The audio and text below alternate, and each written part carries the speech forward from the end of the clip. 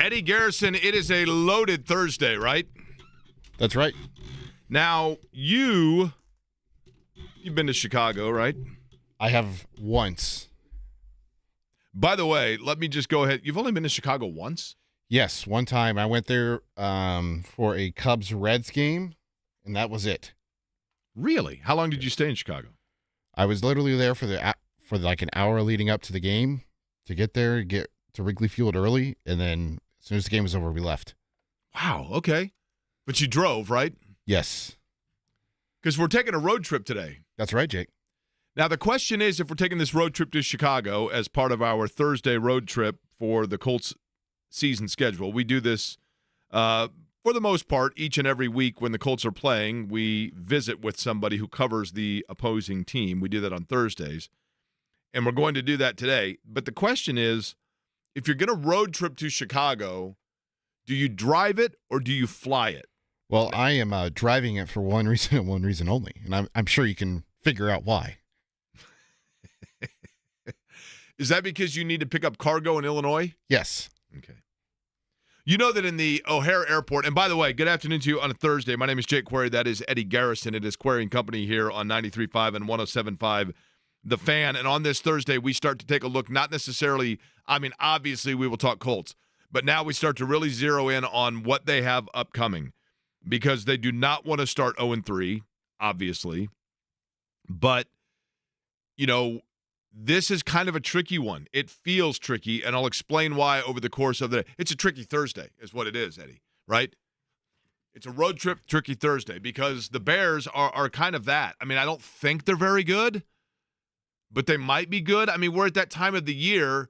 I always say it's around week 8 or 9 when you start – there's those teams that you go, are these guys good? I didn't think they would be, but are they actually pretty good? And I don't know that the Bears are going to be that team this year, but we'll see. It's still very early, but we're going to road trip to Chicago. Courtney Cronin going to join us from ESPN Radio Chicago. Matter of fact, going to join us just under 30 minutes from now. Kevin Bowen from the morning show, Wake Up Call with Kevin and Andy, will join us about an hour after that. Rhett Lewis from the Big Ten Network.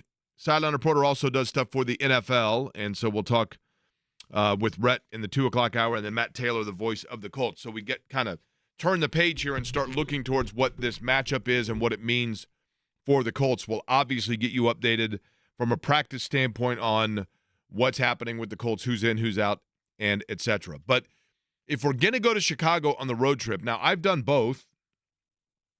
I've only flown to Chicago, though, if I'm flying somewhere else. Like I've only flown through Chicago.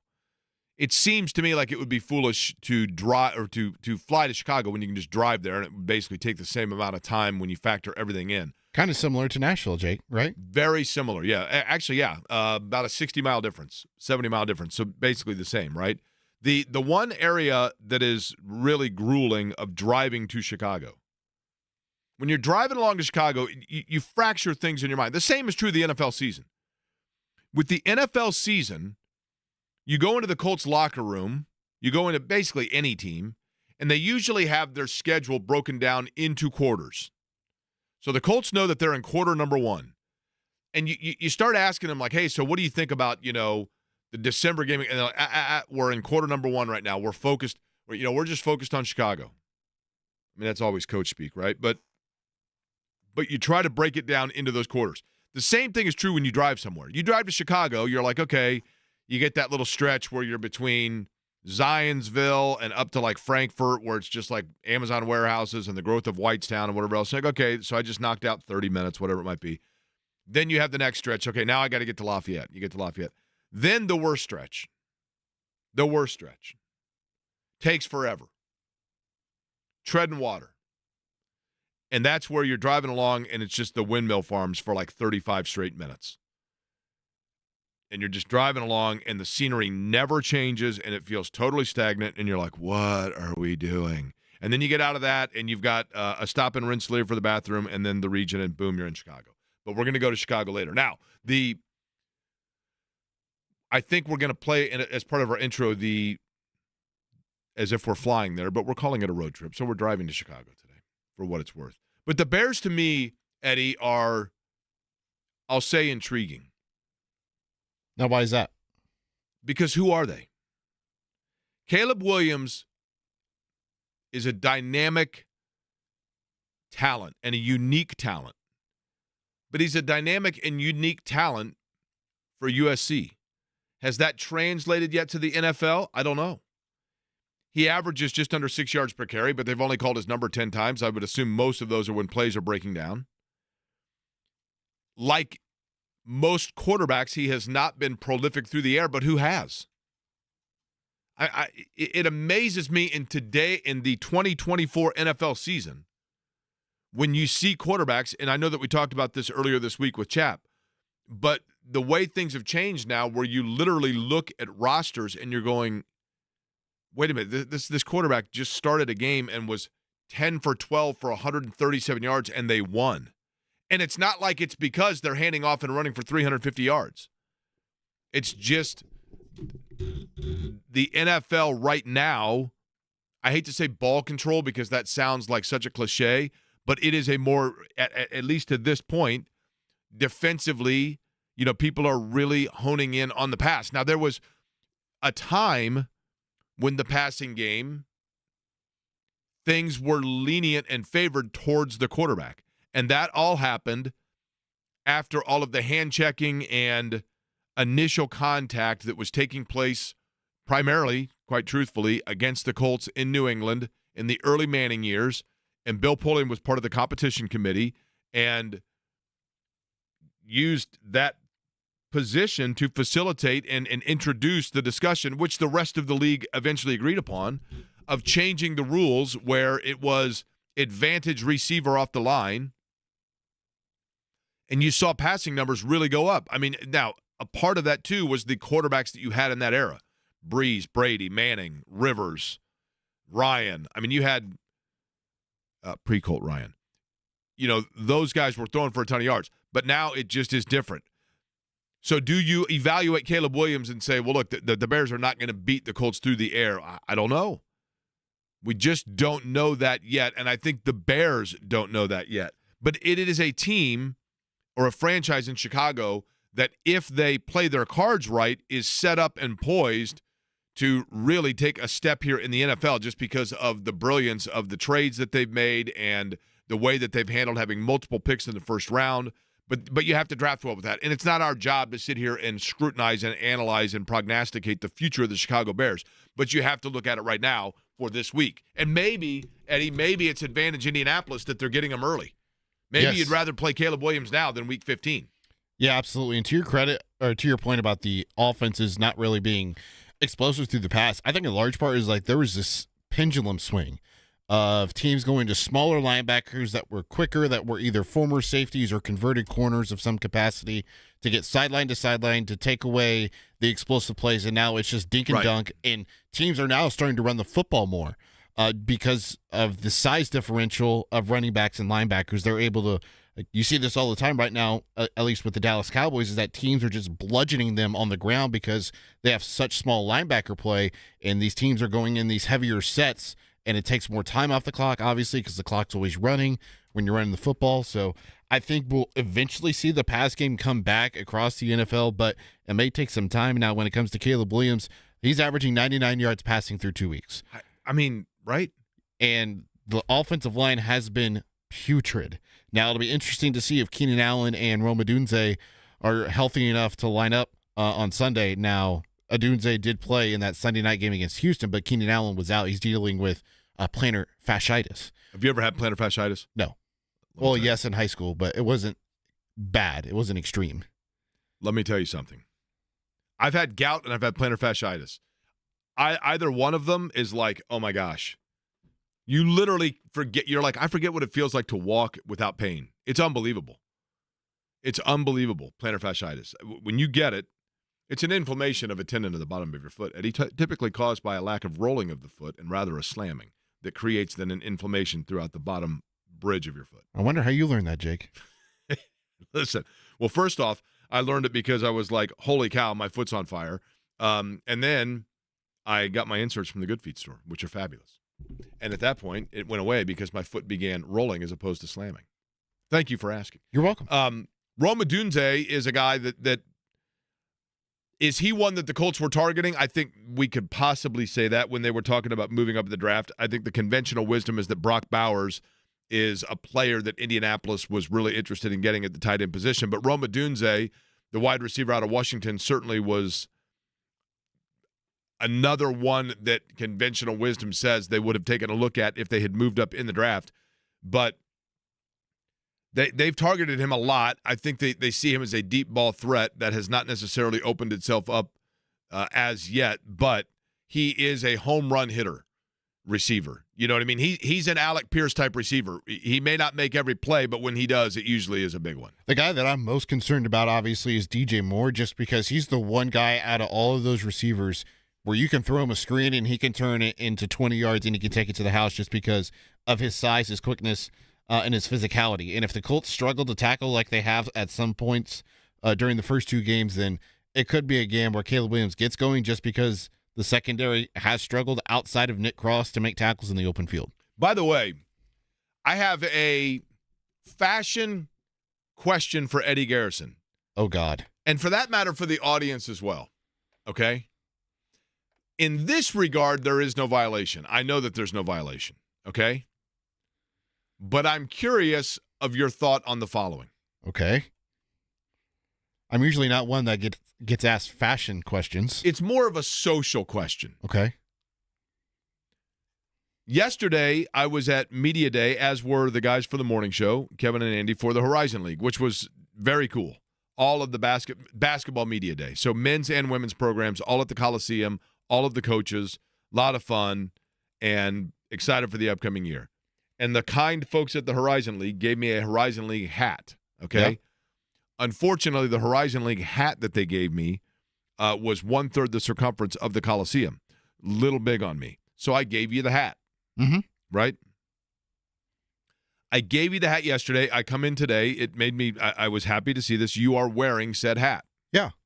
Which I think is okay. I just gave it to you yesterday, and hats, this is okay. But here's my question.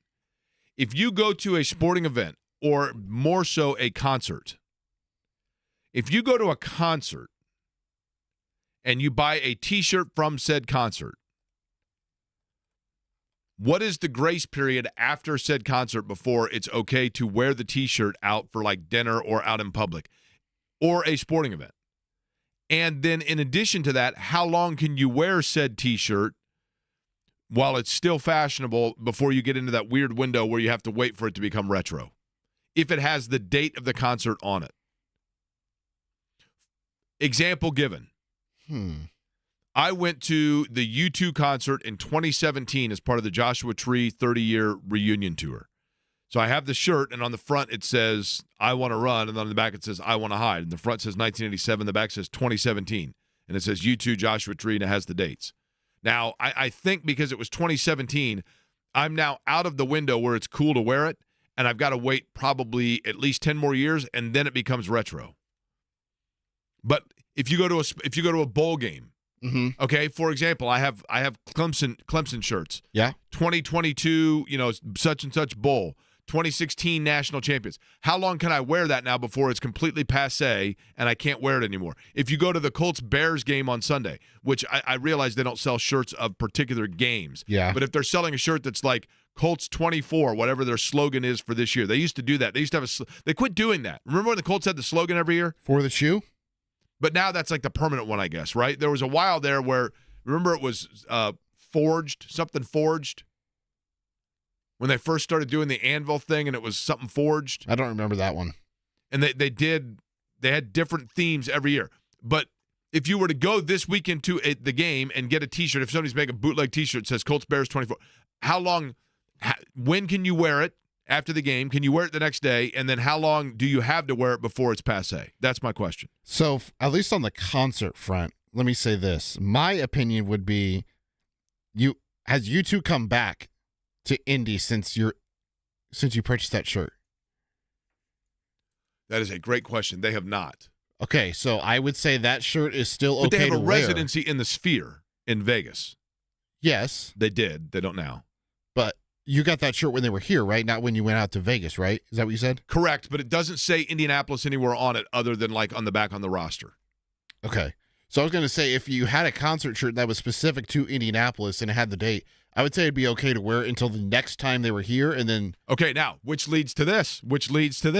Is it lame to wear a concert T-shirt of the band you're seeing while at the concert? Is it lame to wear? So are you asking if it's lame to go to the concert, purchase a shirt, and then throw that shirt on at the concert? Correct. Is that lame? I don't think so. Jake, I've never agreed with you more on a topic than this one. You are spitting facts, sir. I think your timelines are good. What is the timeline, though, on like a sports T-shirt? How long can you wear it? I think forever, right? I don't think there should be a timeline on a sports T-shirt. Okay, Eddie, here's the example. Unless it's like the Patriots and they win like multiple Super Bowls. But I'll give you a good example. In 1990, the Reds won the World Series. I was a senior in high school. I grew up a huge Reds fan. They swept the A's in 1990. I did a radio show in high school with Adam Alexander, the Jake and Adam show. Is this the one where you did the fake 500? We did a fake 500. That was great. I also have the tape of myself. There's four of us, myself and Adam Alexander, and then Chris Love and Matt Gingle. And we were doing the radio show the night that the Reds were trying to close out the Oakland Athletics. And we say, Red's going to try to close it out tonight and, finish the sweep. And, we're like, let's go Reds. We're all excited. If I had bought right then a T-shirt the next day, Cincinnati Reds 1990 World Champions. Uh-huh. When I was 28 years old in the year 2000, and went to a Reds game with a 1990 Reds World Champion T-shirt on, it would have looked a little dated. But if I wear it now, people are like, "Oh my gosh, dude, that is awesome. That shirt is so sweet." What's the same is true with stadiums. Lucas Oil Stadium. Now, we don't know whether the roof is going to be open or closed yet on Sunday, right? We do not. Lucas Oil Stadium. Are we sure the roof will work this week? Exactly, right? Yeah. Lucas Oil Stadium right now, it's a fabulous venue. It's great. And the roof, I think probably, we'll see whether it's open or closed. I think it's going to be a gorgeous day again on Sunday. There's a 35% chance of rain. That bad boy is locked up tighter than a drum then. Yep. Zero chance. 35% chance rain, 0% chance roof open. Period. Right? There can't be an ounce of moisture between here and Salina, Kansas for them to, you know what I mean? Literally. They're like, I just talked to... You couldn't name any more obscure and rain. We just talked to Todd Jadlow, and his mom in Salina, Kansas said that there was a droplet in the driveway this morning, so we're closing the roof. That's just the way it goes. That is the law of Indianapolis, right? What even is that? Todd Jadlow? Salina, Kansas. At forward for Indiana, he's a 6'9" sophomore from Salina, Kansas. Number 20, Todd Jadlow. Or number 11. Number 11, Todd Jadlow. Want to guess the population of that city? Are you looking right now? Yes. I'm going to guess that Salina, Kansas has a population of 16,840. Not even close. Okay, 38,500. You're in the right direction. 38.5. That's my guess. Okay, as of the 2020 consensus, 46,800. Just census. Oh, yeah, it's my bad. I don't know why I said consensus, but as of the 2020 census, the population was 46,889. You know what we do in this program, Eddie? Entertain and educate. We educate and entertain, actually, in that order. Okay, so but back to my point. So Lucas Oil Stadium, with the roof now closed on Sunday, I'm predicting it right now. Lucas Oil Stadium we are in 2024. I believe that the first opponent was, by the way, the Chicago Bears. Matt Forte ran all over them. I believe, please look this up, Eddie, that started the 2008 season. I think that's correct, okay? So if that's correct, that would be the 16th season of Lucas Oil Stadium. Now, the RCA Dome, the first season was the 1984 season. I believe the last then was, so we are already nearly, 80% the age of Lucas Oil Stadium is 80% the age that the RCA Dome was when the Colts left it. 2008, correct. Matt Forte, 23 carries, 123 yards. Okay. So they're in year 16. So that means that they went 84-27. So 16 out of, you get my point here, whatever it is, 70%. Lucas Oil Stadium is approaching the age.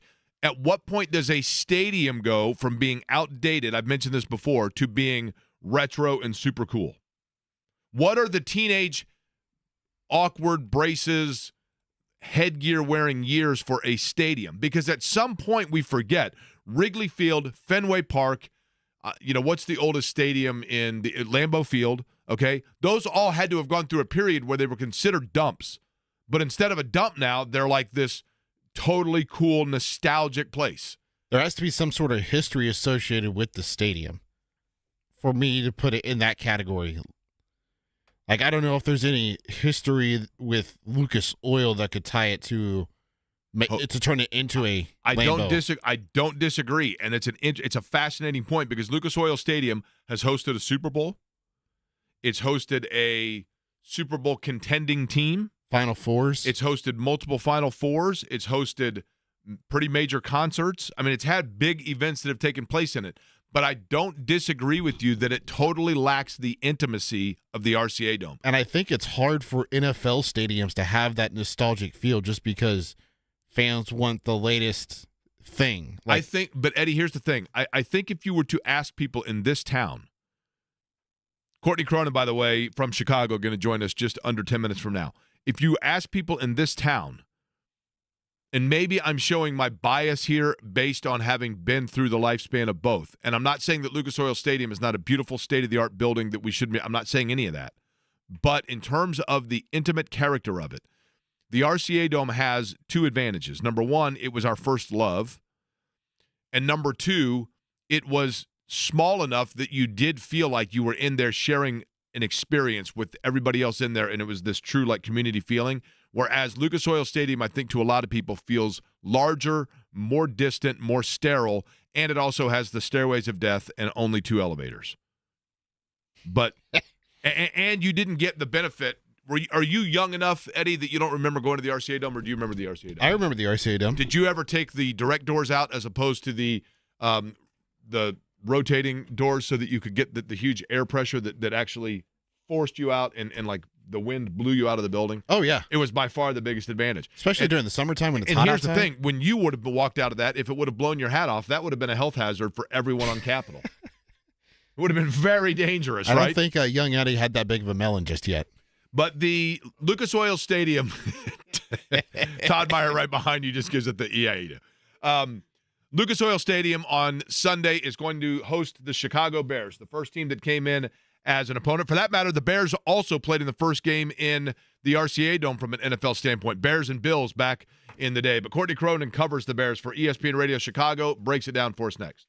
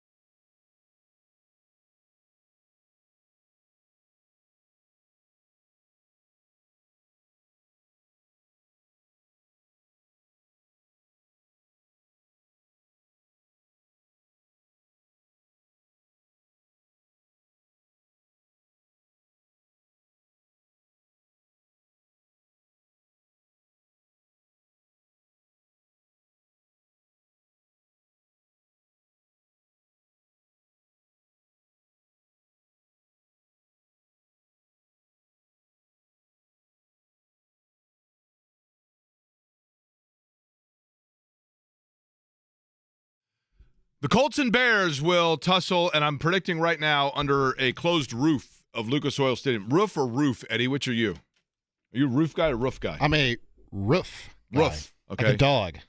Courtney Cronin joins us now, and I'm sure thrilled to be doing so based on that question on the Express Pro Tire and Auto guest line. She, of course, with ESPN Radio in Chicago covering the Bears. Courtney, first question, I guess, would be, with Lucas Oil Stadium having a retractable one, are you team roof or roof? Roof, just as I am team milk, not milk, or any of the other odd pronunciations. Like, pronounce stuff normally. It's not hard. Yeah, milk is the one. Anybody that says milk should immediately be, locked up somewhere, right? I mean, that's inexcusable. All right, let's get right to this with the Bears. This is an intriguing team to me because – for the obvious, and that is the intrigue of Caleb Williams. And we know that he has the potential to be a dynamic player. You have seen, obviously, each and every snap. Has he more shown to be the guy that is dynamic or more shown to be the guy that is learning how to be dynamic but still has a long way to go? Well, I mean, from what we've seen weeks 1 and 2, it's hard to discern, like, who is he right now because he's trying to figure it out. I know that there are things he can get away with in college that he's learning. He can't get away with here, whether he says it or not. You can't throw across your body, across the field. You can't, you're trying to wiggle your way out of some really tough pass protection issues right now. And he's learning that defenders in the NFL are a lot better than what he faced in the Pac-12 when he was at USC and when he was at Oklahoma his freshman year. So I think that version of him is there. It's just you've got to worry if you're the Bears. You don't want to stunt that version from being able to come out because of so many other issues that you have offensively right now that are preventing this team from reaching the expectations this offense had, like pretty high ones set for them in the preseason when we saw Caleb making those plays against, second stringers in preseason games, which you have to factor that in. But also, this is somebody who was drafted with the number 1 overall pick. He has the talent to supersede some of the issues that they have, but not all of them. They are learning that very quickly that if you don't fix your weakest link, which is this offensive line, there's going to be times where it looks like, hey, wait a second, why did we get rid of Justin Fields when it looks as bad as it does with Caleb Williams through 2 weeks? Courtney Cronin is our guest. She covers the Bears in Chicago for ESPN, also a part of ESPN Radio. Courtney, when they with Caleb Williams, and look, he is a dynamic athlete, and in space he can make plays with his legs. We saw that a lot in college. Have the Bears, the plays so far where he has run the football, is it schematically by design, or is that strictly a weapon that they use when the passing game is breaking down? Well, for Caleb, I mean, that's him running for his life.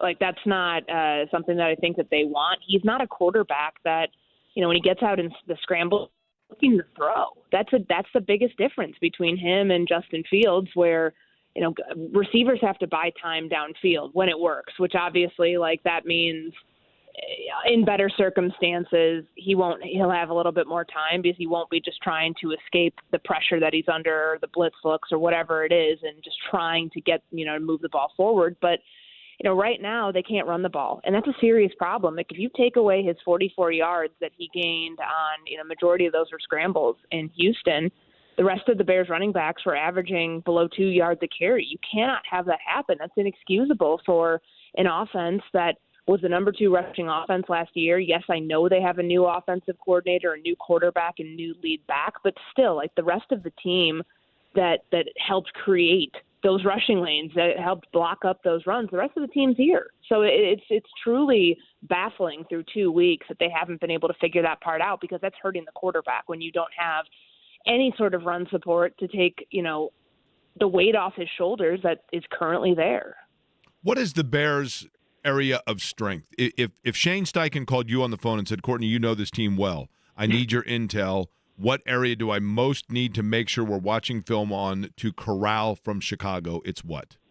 It's the secondary. I mean, the secondary is the strength of this team. It's been the strength of this team, and nobody throws at Jalen Johnson, which means if you're Anthony Richardson, you're going to be trying to attack Tyreek Stevenson heavily, who's the number 2 cornerback in this defense. And that's the unit's been solidified over the last couple of months when they brought in Kevin Byard, who the Colts know well from seeing him twice a year in Tennessee, to solidify that safety position. They've really really spent a lot of time and resources and other things, effort to make that unit, one that you can't pass on. Tennessee learned that the hard way. And honestly, C.J. Stroud did not look like, except for, the one throw he made to Nico Collins when he's like getting tackled and, on the run. He didn't look like the C.J. Stroud that was the world beater rookie last year. And a big part of that has to do with the Bears defense and what they have on the back end. But also, the big question going into this year was how is this pass rush going to look? Like, are they going to need to address it? Is this going to be the weakest link? And through 2 games, no news is good news. They've done a pretty admirable job. They brought in Darrell Taylor, who's their 3rd defensive end, who's a rotational piece, but playing a pretty important role for them on 3rd down. Like, that was the question mark that everyone had, yet on the other side of the trenches, that's where the questions are loudest right now and not on that defensive line. Are they aggressive defensively? Will Anthony Richardson see a lot of either blitzes or, stunts, that kind of thing, to keep him honest? I think so. I think Matt Eberflus has got, now that he's been doing this, like back in the play calling role for more than a year now. It was a year right now when Alan Williams resigned under weird circumstances, and Eberflus took the over play calling duties again. You saw so much of it in the preseason, like where they were using these corner blitzes and they were getting more aggressive up front with some of the games that they're playing with the defensive line, the stunts, and all of those things. I think he's kind of gotten back into his bag the way that he was as a defensive coordinator for the Colts for 4 years that made him such a strong head coaching candidate in the first place. And you're starting to see it. He picks his spots with it. I think he's done a pretty good job of showing you, what the blueprint is. And yeah, they want to get pressure with their 4 down linemen.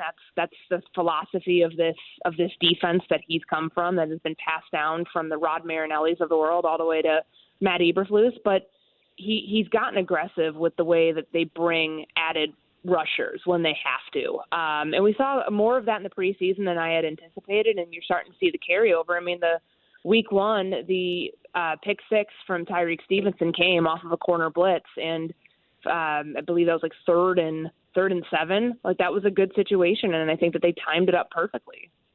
Our guest is Courtney Cronin. She's on the Express Pro Tire and Auto Guest line. Courtney, in talking to the Bears this week or just in listening to their press conferences, they're there, and Matt Eberflus obviously knows Indianapolis well, but in terms of this installment of the Colts, the narrative from the Chicago standpoint of what impresses them about the Colts or what they need to do is what? It's a good question because honestly, for a team that's, kind of in similar situation with a young quarterback in Anthony Richardson and an offense that's trying to figure it out, but also, it seems like they've gotten really bit by the injury bug with DeForest Buckner and some of the other injuries on defense. I feel like this is a great opportunity for Chicago to run the ball, knowing how many yards the Colts gave up last week, but also knowing where your strength can finally shine against their weakest link. But as far as like their best, I would imagine they'll probably say the same thing, like that they feel, even though the Bears defense is as dynamic as it is, and particularly with stopping the run, that they feel that that's a unit that they've got to be cautious about with Jonathan Taylor and with everybody else in the backfield. Now, Courtney, you, and we know this because we've had you on the program before, but for those that are not familiar, Courtney Cronin in Chicago, you were a product of Indiana University. Are you all in on Coach Cignetti? I am, and I'm actually going to go to the game on Saturday. I'm really excited about it. But, we've also seen this team go 4-0 to start before. And then we know what happens there, right? Yeah, we all know exactly where that thing can go. But, no, UCLA is not a good football team right now. I get it. I like Deshaun Foster. I like what they're building there. But this is a rude awakening for them and joining the Big Ten and learning how to recruit and a first-time head coach figuring all of this out. But I still think that was an impressive as hell win to do that in the Rose Bowl last week, to leave absolutely nothing in doubt. I turned the game. I had to do my show on Sunday morning at 6 a.m. Central, so I had to turn the game off at the third quarter. And I felt comfortable doing that because of what the score was and just how well they've been playing. And I really like where this team is headed, and it's fun right now. You didn't know how real they were after the Western Illinois win because it's an FCS team. Totally. And you put and up a bad one at that, right? Yeah, a really bad one. You put up, 77 points on them. That's, that's hard to judge, but the UCLA win was a good early staple. And now that it's a conference win too, I think is an even bigger statement for where they're headed. And, 4-0 after Charlotte, I think more people are going to be on this Indiana bandwagon, and then we get into the bulk of Big Ten play, and we'll see how real they really are. I just kind of like his swagger, Cignetti. And, I think Indiana, it's been a long time since Indiana fans – listen, I'm old enough to remember when there was a legitimate, confidence going into games for Indiana, and to have that's kind of fun. Now, how long does it last? That's a good question, right? Yeah. He's got some Tom Crean in him. I think he really knows how to play up his base really well. Whether it was, the day after, 2 days after he's hired, the Purdue sucks thing at Assembly Hall, and just, I don't know, the way he talks about this team and how they felt they should win when they go, that he wasn't surprised that they go 1,000 miles away to LA, they win on the road. I really like it. There's something about him that just feels like a breath of fresh air. And it's not that Tom Allen didn't have that. It's just this is the personality of Curt Cignetti, I think, is really shining through, and it seems like the team's, buying into that too. Okay, before, Courtney, I know you got to get into cover the Bears here today, but before we let you go, I've got to know this, and you tell me if this makes me weird. There's a lot of things that make me weird, but I think this is one of them. I've kind of become a White Sox fan this year because they suck so bad they're interesting. Is that weird? It's like hate watching something, right? Because right. You should be one of the 17 people in attendance for their final game of the season in a week or so, because you could sit wherever you want. It's a foul ball. It's free foul balls, right? I've never gotten a foul ball. This is perfect. I know, yeah. You could literally, whatever gets hit into the stands, you probably have a better chance than anybody else to go get it because you will probably be the only person in that section. But it's so bad, and it's unfortunate just because I don't know how they fix this. They should have torn it down 2 years ago, and they knew that, but this is an owner who just frankly doesn't care. And I think that that's a pretty apparent thing just by the way that they let this travesty play out in real time, and they did nothing to stop it. Will they move? I know that there was talk at one point of them going to Nashville, but was that just kind of threat? Well, now they're talking about building this multi-use entertainment district, the Reinsdorf and I guess it'd be the Wirtz family over down by the United Center. And, they've talked about the 76 for moving the White Sox there. I feel crazy. I'm taking crazy pills when we talk about this. You have to have a good product in order to, if you want taxpayer dollars, which is a whole other subject because the Bears are in that same situation of trying to move from Soldier Field, but stay on the lakefront and needing $2 billion in public funding. If the White Sox are in that same boat, no one is going to sign off on that. If you have, an absolutely horrific product, nobody's going to want to watch that. And taxpayers shouldn't have to be on the hook for anything like that, regardless of whether it's a good team or a bad team, but certainly if it's as bad of a team as the White Sox. Courtney Cronin with ESPN in Chicago, not just covering the Bears, but obviously the travesty that is the White Sox, which is actually an awesome team because if you can lose 120 in a season, let's go for it. Let's make history. Courtney, I know you got to get to work. I appreciate the time today and enjoy watching your alma mater play on Saturday.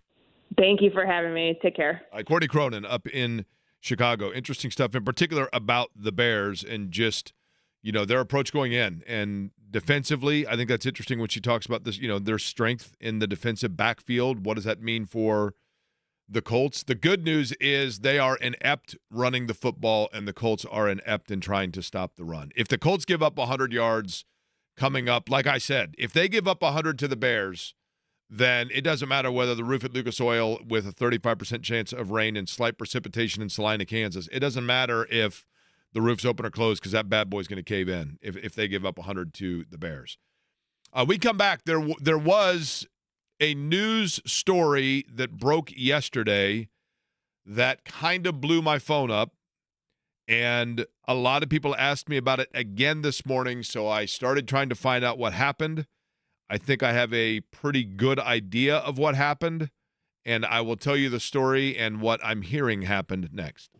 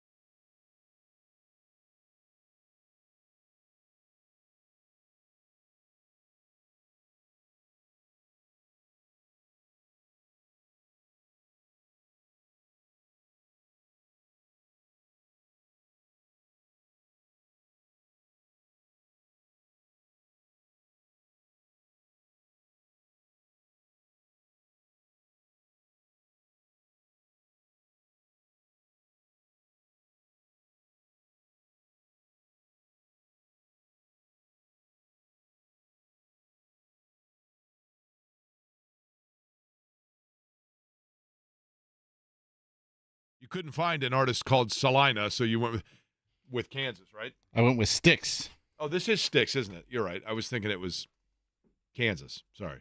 Kansas is Carry On My Wayward Son. Sorry. That is correct. I do like Styx is cool. Okay, so yesterday, and I don't know whether or not I need to give this disclaimer, but I will, okay?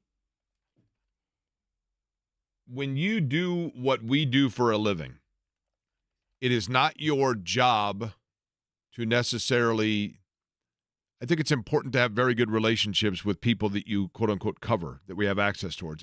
Things have changed a little bit. I mean, the lines are a little more blurred in that regard than they used to be, admittedly. I mean, there was a time where to get a credential to cover sporting events meant that you were completely objective and you didn't take anything free. There are a million different variables to that.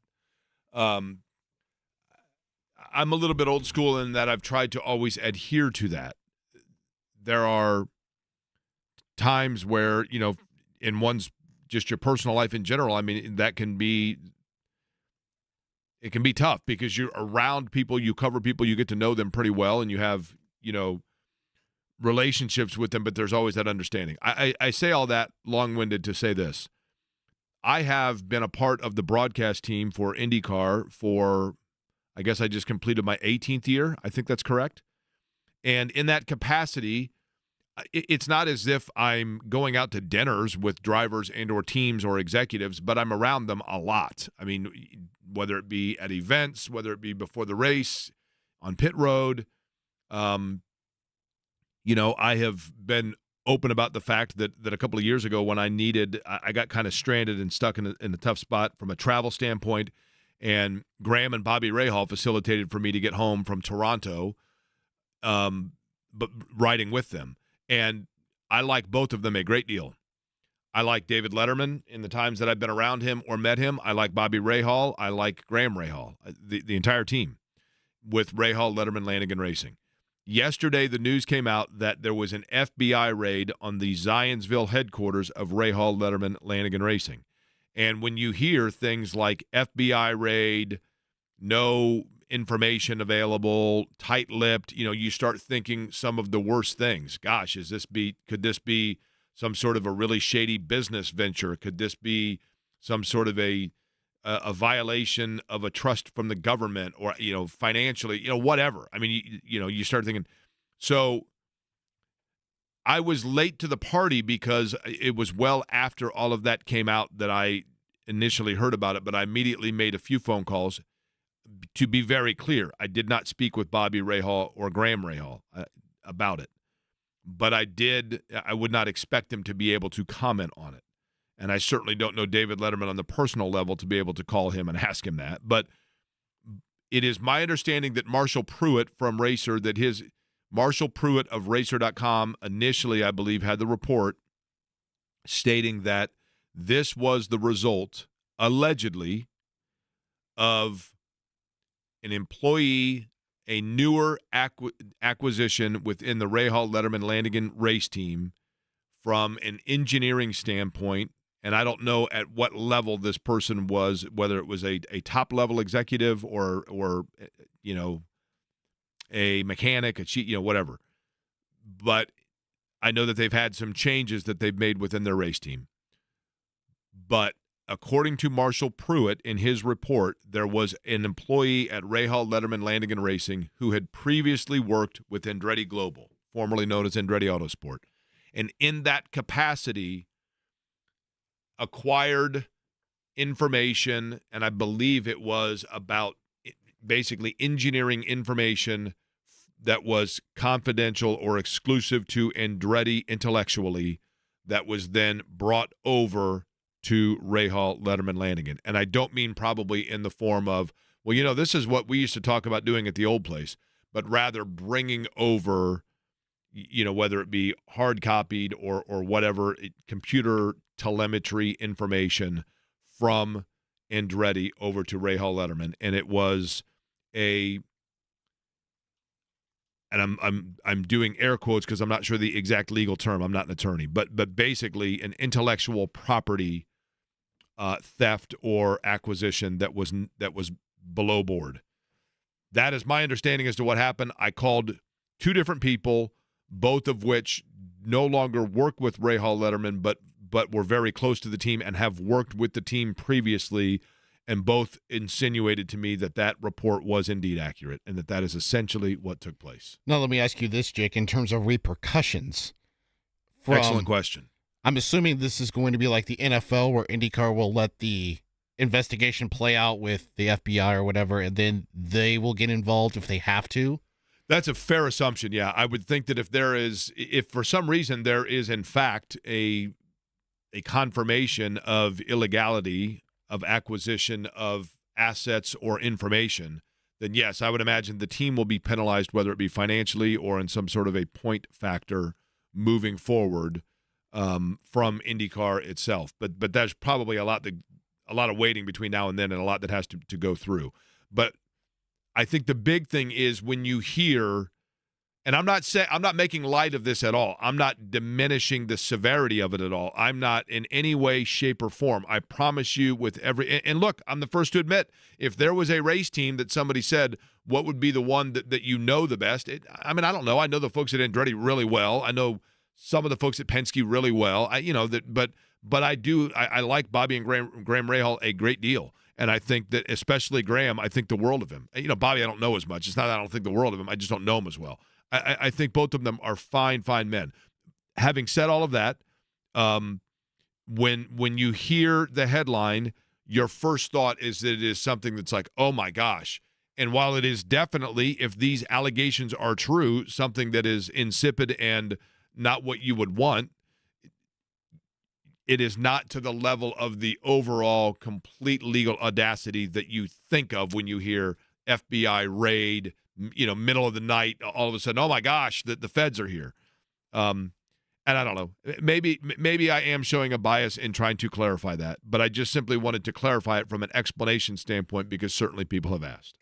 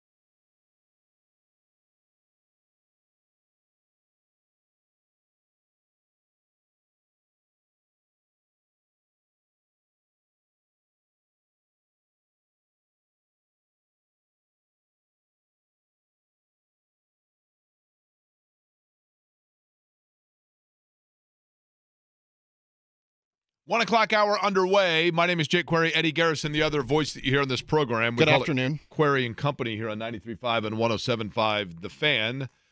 Thank you for being a part of the company. Colts and Bears coming up on Sunday. Indiana Fever still unsure of who they're going to play in the playoffs, but their season finale is tonight. Eddie, do you know what today is, by the way? It's Thursday, Jake. This is one of those things. Now, if I may, let me tell folks where sometimes we're just on the forefront of things, right? That is right. We're innovators. Correct. If we were explorers, we were literally 150 knots in front of the Nina, the Pinta, and the Santa Maria, right? So Lewis and Clark? We're ahead of the curve, okay?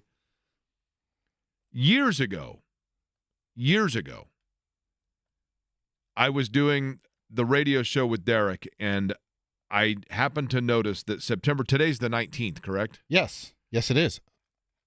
I noticed that today was International Talk Like a Pirate Day, right? No, I was hoping you would forget this. Now, here's the thing. I started talking like the pirate, okay? And it went like gangbusters. And Derek loved it. I mean, kids loved it. The people went crazy over it. I was doing the pirate talk, and I do a really good pirate. I mean, I'm a darn good pirate, right? Just like you're a darn good Brit. Imagine if I was a British pirate, right? You should try it.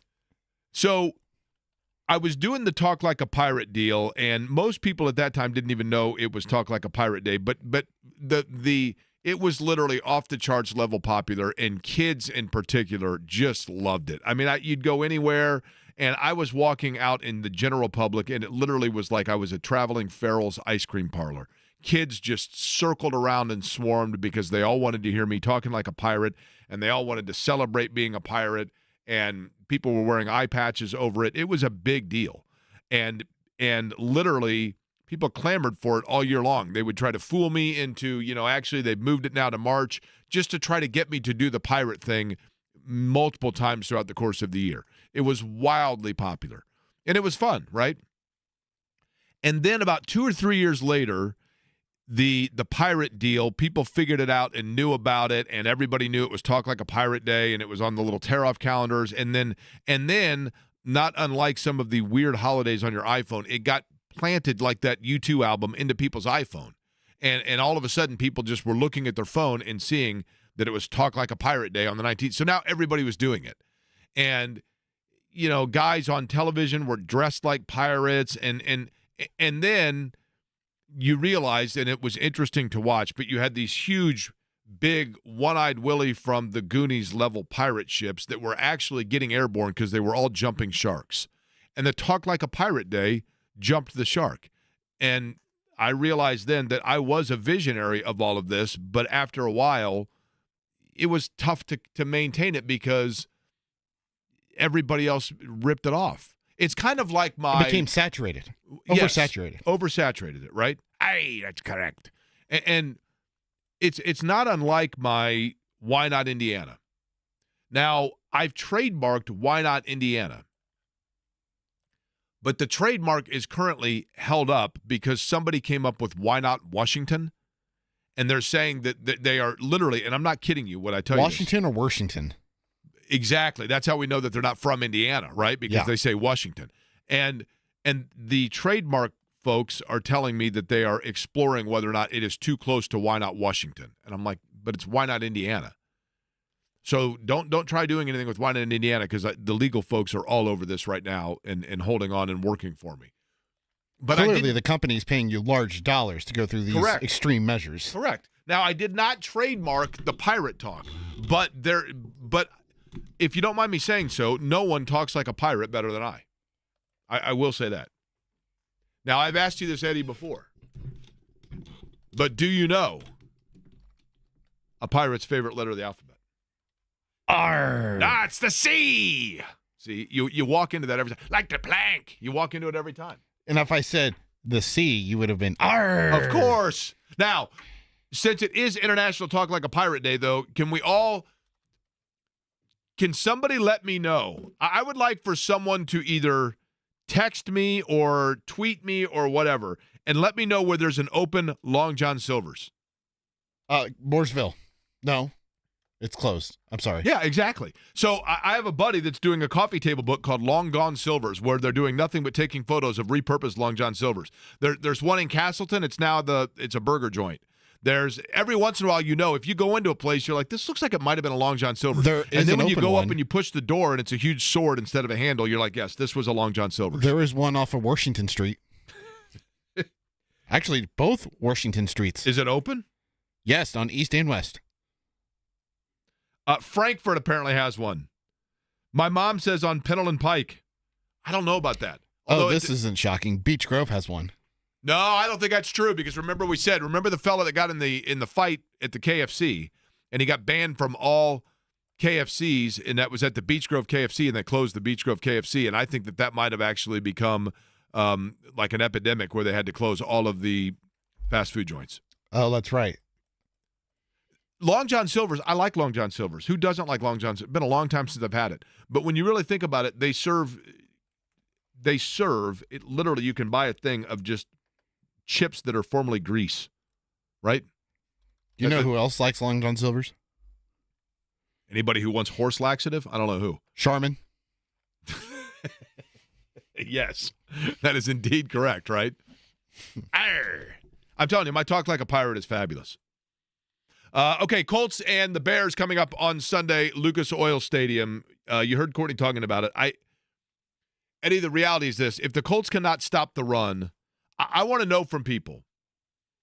239-1070 is the telephone number. The question that I have for you folks, and we're going to open it up for you because I do want to know this. If the Colts don't get this done on Sunday, is it time to Katie bar the door? Do you give them a little bit of a pass on the 0-2 start because it was thought that was a possibility going into it? But Green Bay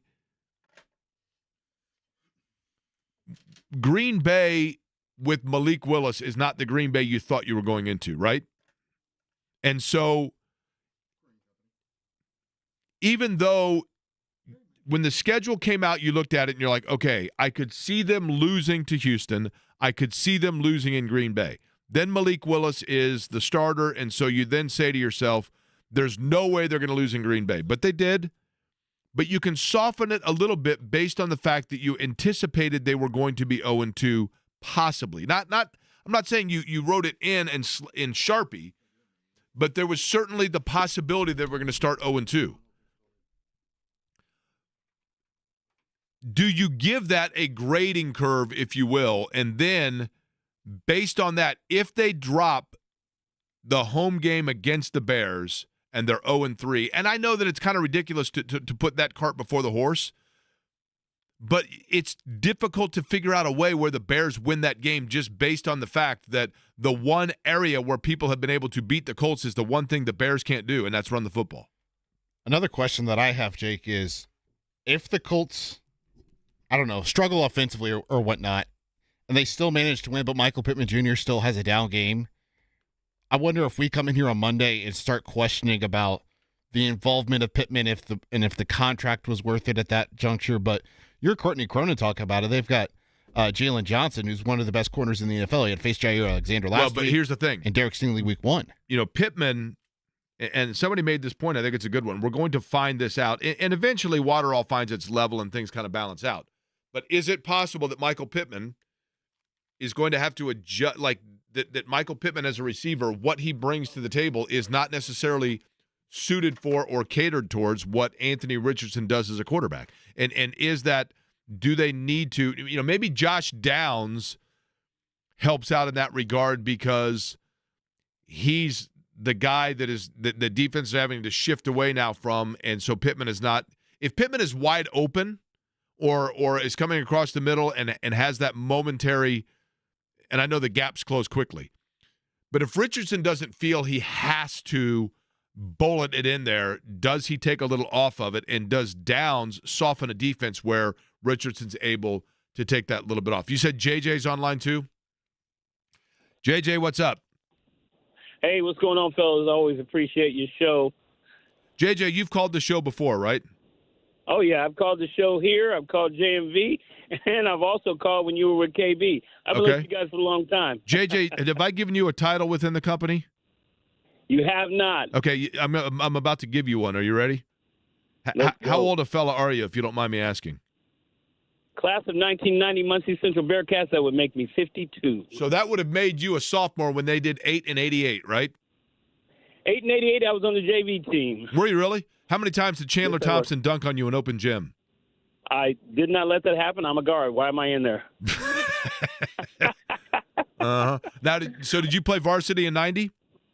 No. I stopped playing after that, and I went and got a part-time job.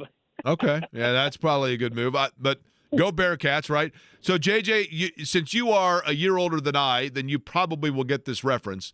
But as JJ, I'm going to make you the director of Dynamite on the program. Is that cool? Dynamite, JJ Evans. and an artist, right? You're an artist. You got the hat, the whole deal, right? And I love that you got the reference. All right, so on to the Colts, JJ. Your thoughts on what I was talking about? Real quick on that, just a hard stop. First off, you got to go with the defense. Gus Bradley, for everything done for Seattle, that's a long gone thing. He's been kind of, kind of still on his decision making. I'm not a coach. He's better at it than me, but you can tell right now if the buck has to stop somewhere, it's got to stop right there to begin the whole makeover, and then we go to the offense. I'm going to say that side on the defense. And then I'm going to leave it at this. The Long John Silvers in Muncie, they are an A&W root beer Long John Silvers combination. I'm not sure if you guys have seen those. Now hold on. Now let me tell you something, JJ. Now you're speaking my language here. I'm not going to lie to you about this, okay? Now it's not something that I would be able to do on the regular basis for a myriad of reasons, but listen, you go in and get some Long John Silvers and then also like a 6-count of the little corn dog nuggets. And we're kind of in business here, right, JJ? You talking about the Hush Puppies? No, the Hush Puppies are Long John Silver's side, but the A&W's got the corn dog nuggets. Hush Puppies are good too, though. Yes. The Hush Puppies are Long John Silver's, and yes, A&W in Muncie, they do carry the little corn dog bites.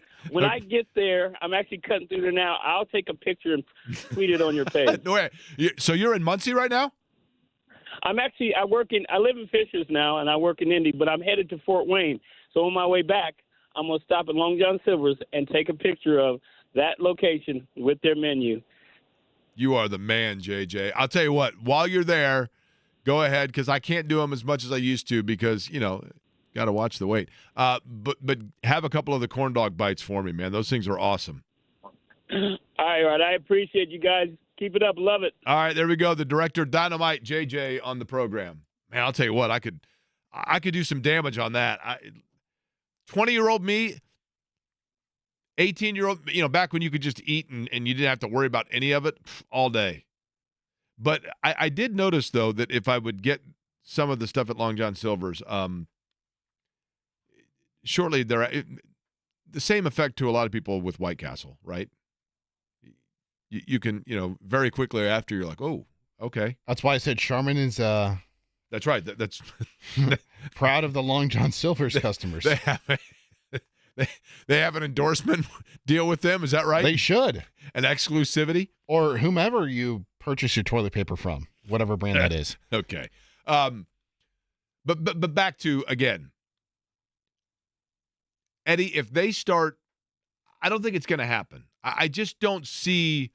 You can crunch the numbers, you can break it down, you can look at it, but I just don't see an avenue where Chicago comes in here and at least if the Colts are going to drop the game, it's going to be based on the Colts. I just don't see, and I mean that as no disrespect to the Bears, but I just think the Bears offensively. Now, Caleb Williams to me was impressive on Sunday night. I mentioned this before against Houston and his ability to pop back up basically from, every hit. Houston came after him hard, man. Hard, right?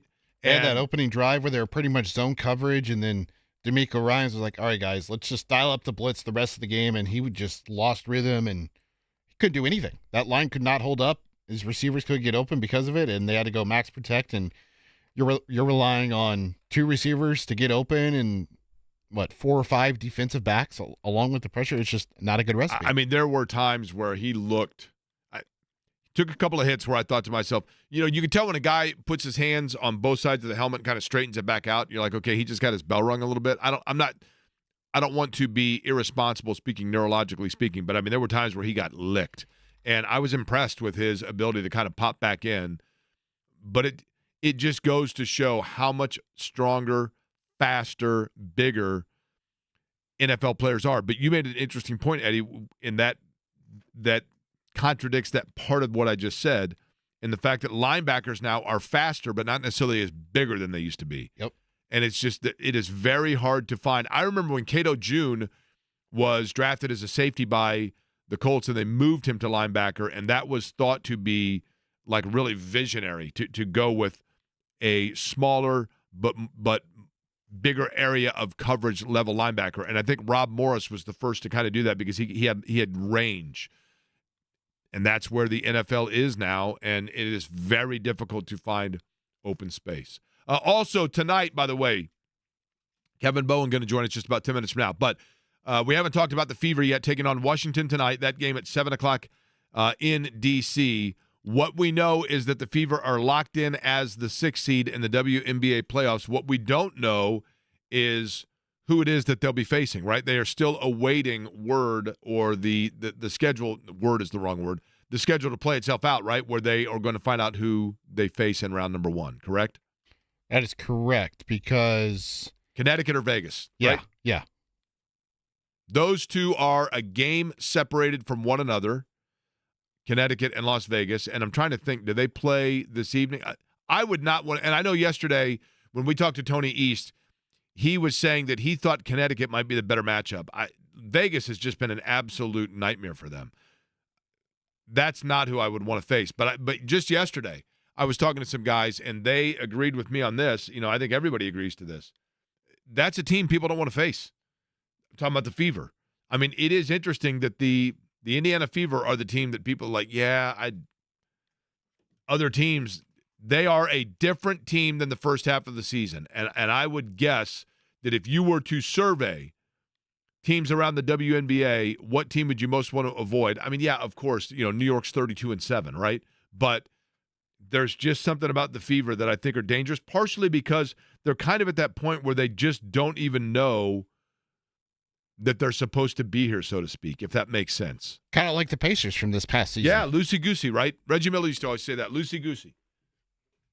Just play loosey-goosey, and you go out and you play, and they might have that. Now, they also may have a little bit of, the beginner's yips. That's possible as well, right? Where they go out and you don't know what's going to happen. But if it were up to me, and I could pick it, which I can't, but if I could, I would go with Connecticut before Vegas in round number 1. I'd agree with you, just because, like, Vegas, they have the championship pedigree, back-to-back champions. They have that playoff experience. And obviously they have Kelsey Plum, Asia Wilson, Chelsea Gray, and who's the lady that was from Indiana that she's on that team? Jackie Young. From South Bend. Yeah, they've got a lot of players that are really, really good, that have a lot of experience, a lot of Jackie continuity. Young's from Southern Indiana, but played at Notre Dame, sorry. Yeah, yeah. Now, what are the odds of this, Eddie? How about this fun fact? You ready? Is this a brain dropping, Jake? It is, actually. Okay. Go ahead. I'll wait for you to drop it before I do the sounder. You have 2 franchises, one in Las Vegas, one in Connecticut. If you stopped 1,000 people somewhere in the United States randomly located and asked them between Las Vegas and Connecticut, which one has a WNBA team that's named after a casino, how many would go with Connecticut? Ooh. Now, probably not a lot. Right. And who plays their games, I believe, still in an arena that is facilitated by or connected to a casino. Does that count as a total brain dropping? That's why I only went with the 1 and not the 3. When we get good ones from you, Jake, I use the 3. What, you do get good ones from time to time? Yeah, we do have some good ones. Well, that's very much appreciated. You're welcome. You know who actually used to fall victim to that from time to time? Mark Dighton? Absolutely. As well as Kevin Bowen. And Kevin joins us next.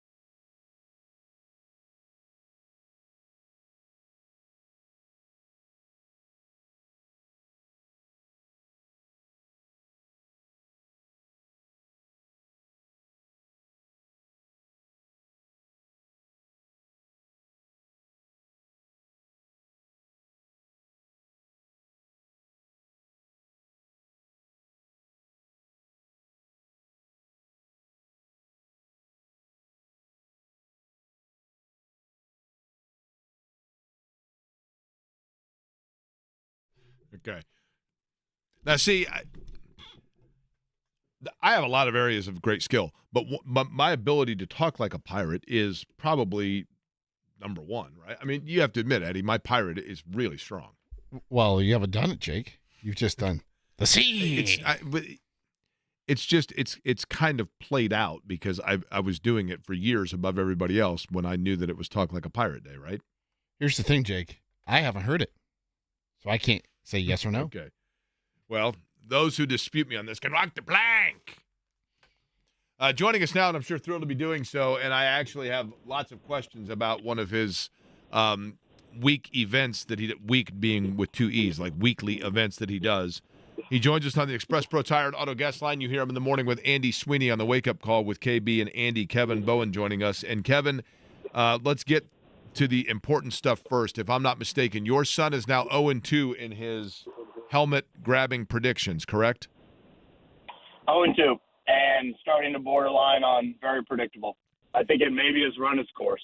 See, that is my – listen, I'm not saying it in an indicting fashion, but my concern was, and I think I voiced this at the beginning of the year, that now that he is aware of the Colts, when he sees that helmet, he is naturally going to gravitate towards that, and thus his record is going to be the same as the Colts, correct? Well, we just need more animal helmets in the league, and, certainly this is right up your alley. Why are the Bears a C? Why not put a bear on the helmet? I think the Roaring Bear is the better logo. If he was looking at a roaring bear, he might have a different pick this week. So, the Lions, we could use them a little higher on the schedule. If they weren't middle of November, maybe we would have a little bit of a different tune. The Bengals, they're not on the schedule this year. I guess Jaguars, you could get a little action there. But, yeah, we just don't have enough animal-centric helmets in the NFL. Broncos, there's a good one. Now, again, if they had the Seahawks on the schedule, Okay. Yeah. Kevin, I've kind of been looking at this game Sunday in two ways. The first is, while it is disappointing for people that the Colts are 0-2, in particular because Malik Willis and the fact that they got gashed on the ground, you could make the argument that going into it, it would not have been ludicrous to think that the Colts could still have a good year but start out 0-2 just based on the schedule. But they cannot start 0-3 with one of those losses being to Chicago. But then the other side of that is I don't see Chicago being able to score enough and move the football against the Colts for them to get a win on Sunday. Am I being too optimistic? Yeah, I think it's like a race to 17. Who can get to 17 first? I don't think Chicago has allowed over 20 in 8 straight games. So, they are a very stingy defense. And really the reason why they even had a chance late in that Houston game is because they came up with a huge turnover there late. So, yeah, I think that's a fair statement. I think some of it's just so critical for the Colts on Sunday is these quarterbacks, and Malik Willis fell into that boat. He's young, inexperienced, however you want to define these quarterbacks. The Colts just let them get too comfortable too early in games. And the first quarter comfort leads to less stress, leads to more confidence for these guys, and if they are needed to make a play or two in the second half, more often than not, they seem to make them. So Caleb Williams got pummeled routinely on Sunday night. I think it's paramount the Colts do their part in rattling them early, and I think if they do that, then that will go a long, long way in getting your first one of the season. Okay, can they rattle Caleb Williams in particular without – and I know that DeForest Buckner is just one, but he is a critical piece for them. We know that he's out. How much do they miss DeForest Buckner, and can they still get to Caleb Williams without him there? Yeah, it's certainly a big question because, not only no Buckner, but Latu was not practicing today. So, that's 2 straight of no practice for him. Chicago's offensive line sounds like it's in shambles. So that would be where the hope lies. And again, Houston, albeit with much better talent, they put, I think a pretty perfect blueprint on film of D'Amico Ryan's, really upped his blitzing percentage in that Sunday night football game. So, if Gus Bradley is open-minded to do that, then, just from a sheer body standpoint, can you again, make Caleb Williams have to deal with that because his numbers versus the blitz versus not the blitz was very, very different. So again, the O-line is probably where I have the optimism more so in the Colts front. But if you go back to week one, granted, that was with Buckner. I mean, I did think they got after C.J. Stroud a decent amount. So I do think the Colts can get there. But I certainly don't say it was anywhere near the amount of confidence that I had, maybe entering the year. If you are a rush defense that is struggling in stopping the run and has been gashed twice, are the Chicago Bears the best medicine you can ask for? Oh, yeah. Yeah. They're the slump buster. Yeah, they are exactly that. I mean, they can't run it. They can't protect Caleb. Yeah, I mean, they're the worst offense in they are the worst offense in the NFL from a yards per play standpoint. So it is something has to give, I believe is the proper saying for this one. And it's in a very negative light when you look at where these two offenses are, where I should say Chicago's offense is and where the Colts defense is. So DeAndre Swift was a big free agent acquisition for him. No one has had more negative runs in the NFL this season than him. So, yes, it comes at an ideal time. Of course, Chicago would say the same thing about Indianapolis, given their defense right now. Okay, let's go over those that have been on the injury report and where things stand as of right now, Kevin, because I assume you have been out at the complex, so you've got, you would know the latest. We'll begin with Matt Gay. Yeah, just left practice. I mean, 10 minutes ago, Matt Gay looked very good kicking the football and made all his kicks, right around a handful of full team kicks. So after not practicing yesterday with the new injury, the quad injury, which he did mention today in the locker room, that kind of came after, or it felt like it came after that hernia surgery, that he feels good and was pretty adamant he didn't feel like the injury played into missing the 50-yarder in Green Bay. But, yeah, he made all his kicks, and, I mean, that will be a decision the Colts have to make. I would think if he's kicking on a Thursday, that's probably a good indication he will go ahead and kick on Sunday. But, we saw it in the New York game, for example, the Giants game over the weekend. When you're dealing with a kicker that's questionable, I mean, if they aggravate that injury early in the game, your backup options are obviously really, really limited, where other positions in the team, you just naturally have more depth. So I would think that would be the only call for the Colts. But, based off how he looked today in practice, I would assume that they go ahead and have him kick on Sunday. And you mentioned this one, but I want to go back to it, Kevin. Liatu Latu, who – I think is going to be a really important player for them, especially with DeForest Buckner out now. But in time he's going to, but he's got to be healthy. You said he did not practice today. Are we leaning towards not seeing him on Sunday? Yeah, I mean, I would say for most guys, if you get hurt in a game and miss, especially young players, if you miss a Wednesday and a Thursday, it's probably not a great sign. For what it's worth, he was doing field rehab work, so it's not like he was, not moving or, wasn't even out there. He was doing some field activity, but wasn't participating in practice. He certainly plays a position where, you could keep his role relatively limited and, in a rotational piece if you want to. But, yeah, I would say to steal his phrase from Chuck Pagano, it's probably trending in the wrong direction. Blackman and Downs, the other two guys that we've been watching, week to week, seem to be trending in the right direction, but take them individually, Julian Blackman and Josh Downs. Yeah, I would say good on both. Yeah, Blackman, not even a red no-contact jersey at either practice this week. And, again, he missed last week due to a shoulder injury. Sometimes you see guys have those red non-contact early in the week. And then Josh Downs was full yesterday. I probably need to do a double check, but I thought I saw him today. But obviously the injury report will indicate that. But I would say as long as he continues to train. I know I saw Pearson Pittman. I guess now that I'm doing my roll call in my head.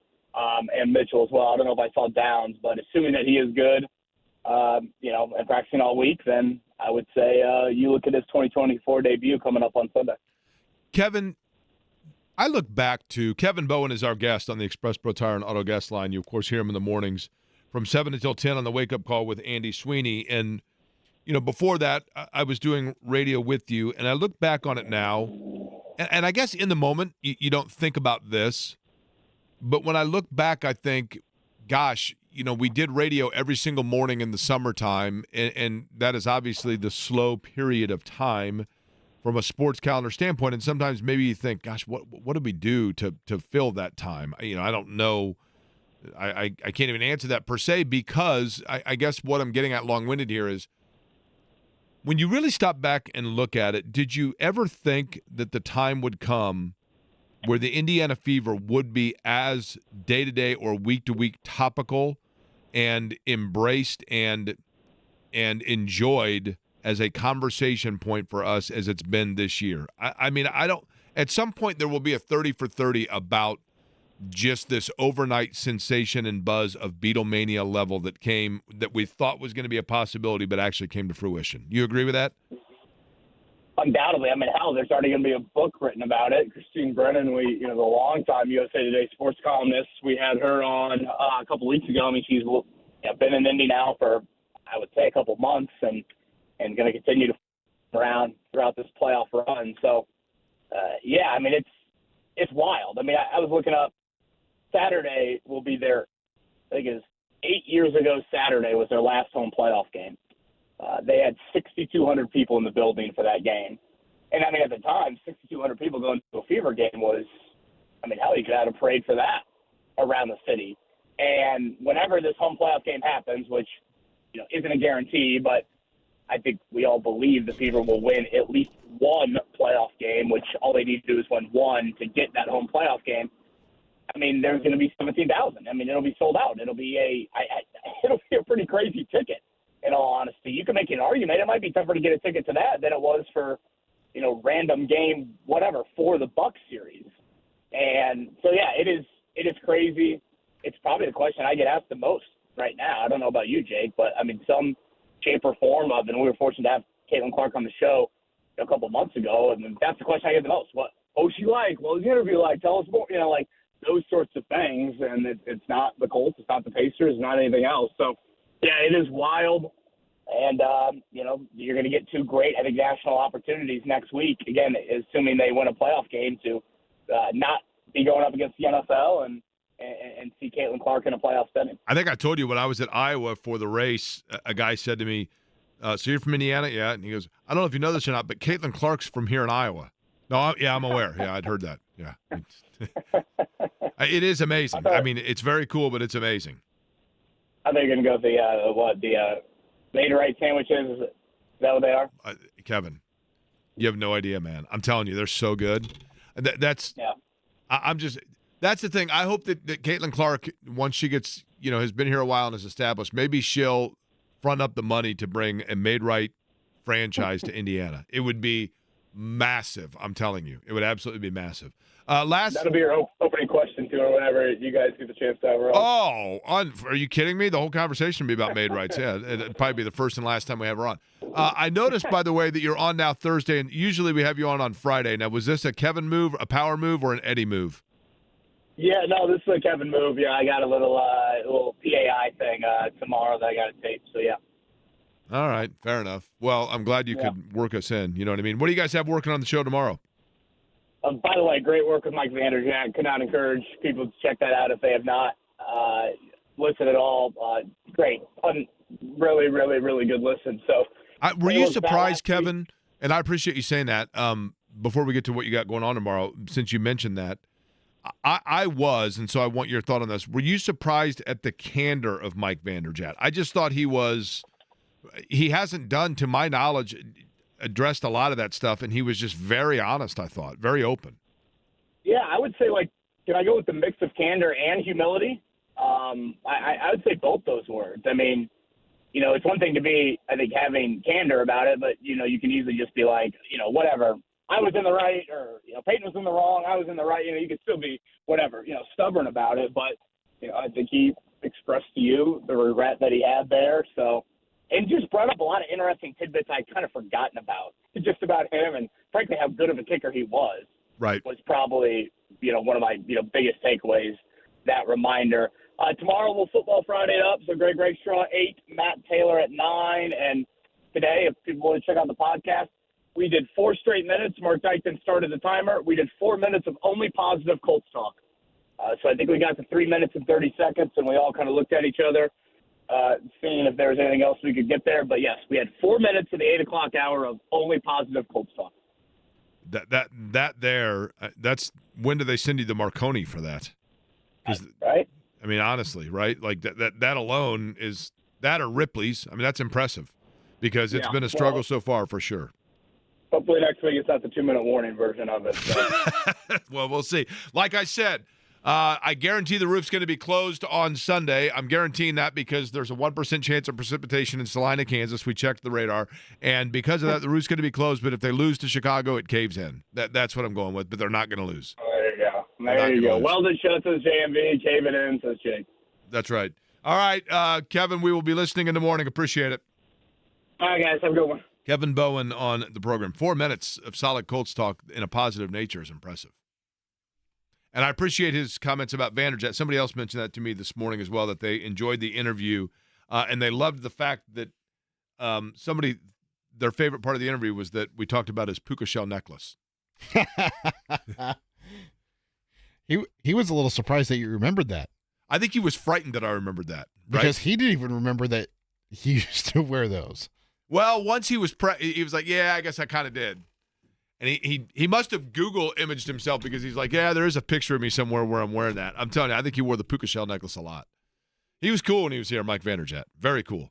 By the way, Rhett Lewis is going to join us coming up top of the hour. Of course, Rhett worked previously with Indiana University on their football broadcast, now with the Big Ten Network, and as well covering the NFL. So a lot of angles that we can take. But one of those that I have for him is about a change in Bloomington that I've noticed and whether or not it's going to permanently be a good thing. And I don't necessarily mean just winning, whether it's going to be a permanently good thing or it's going to be short-lived. And I'll explain what I mean here coming up in just a few.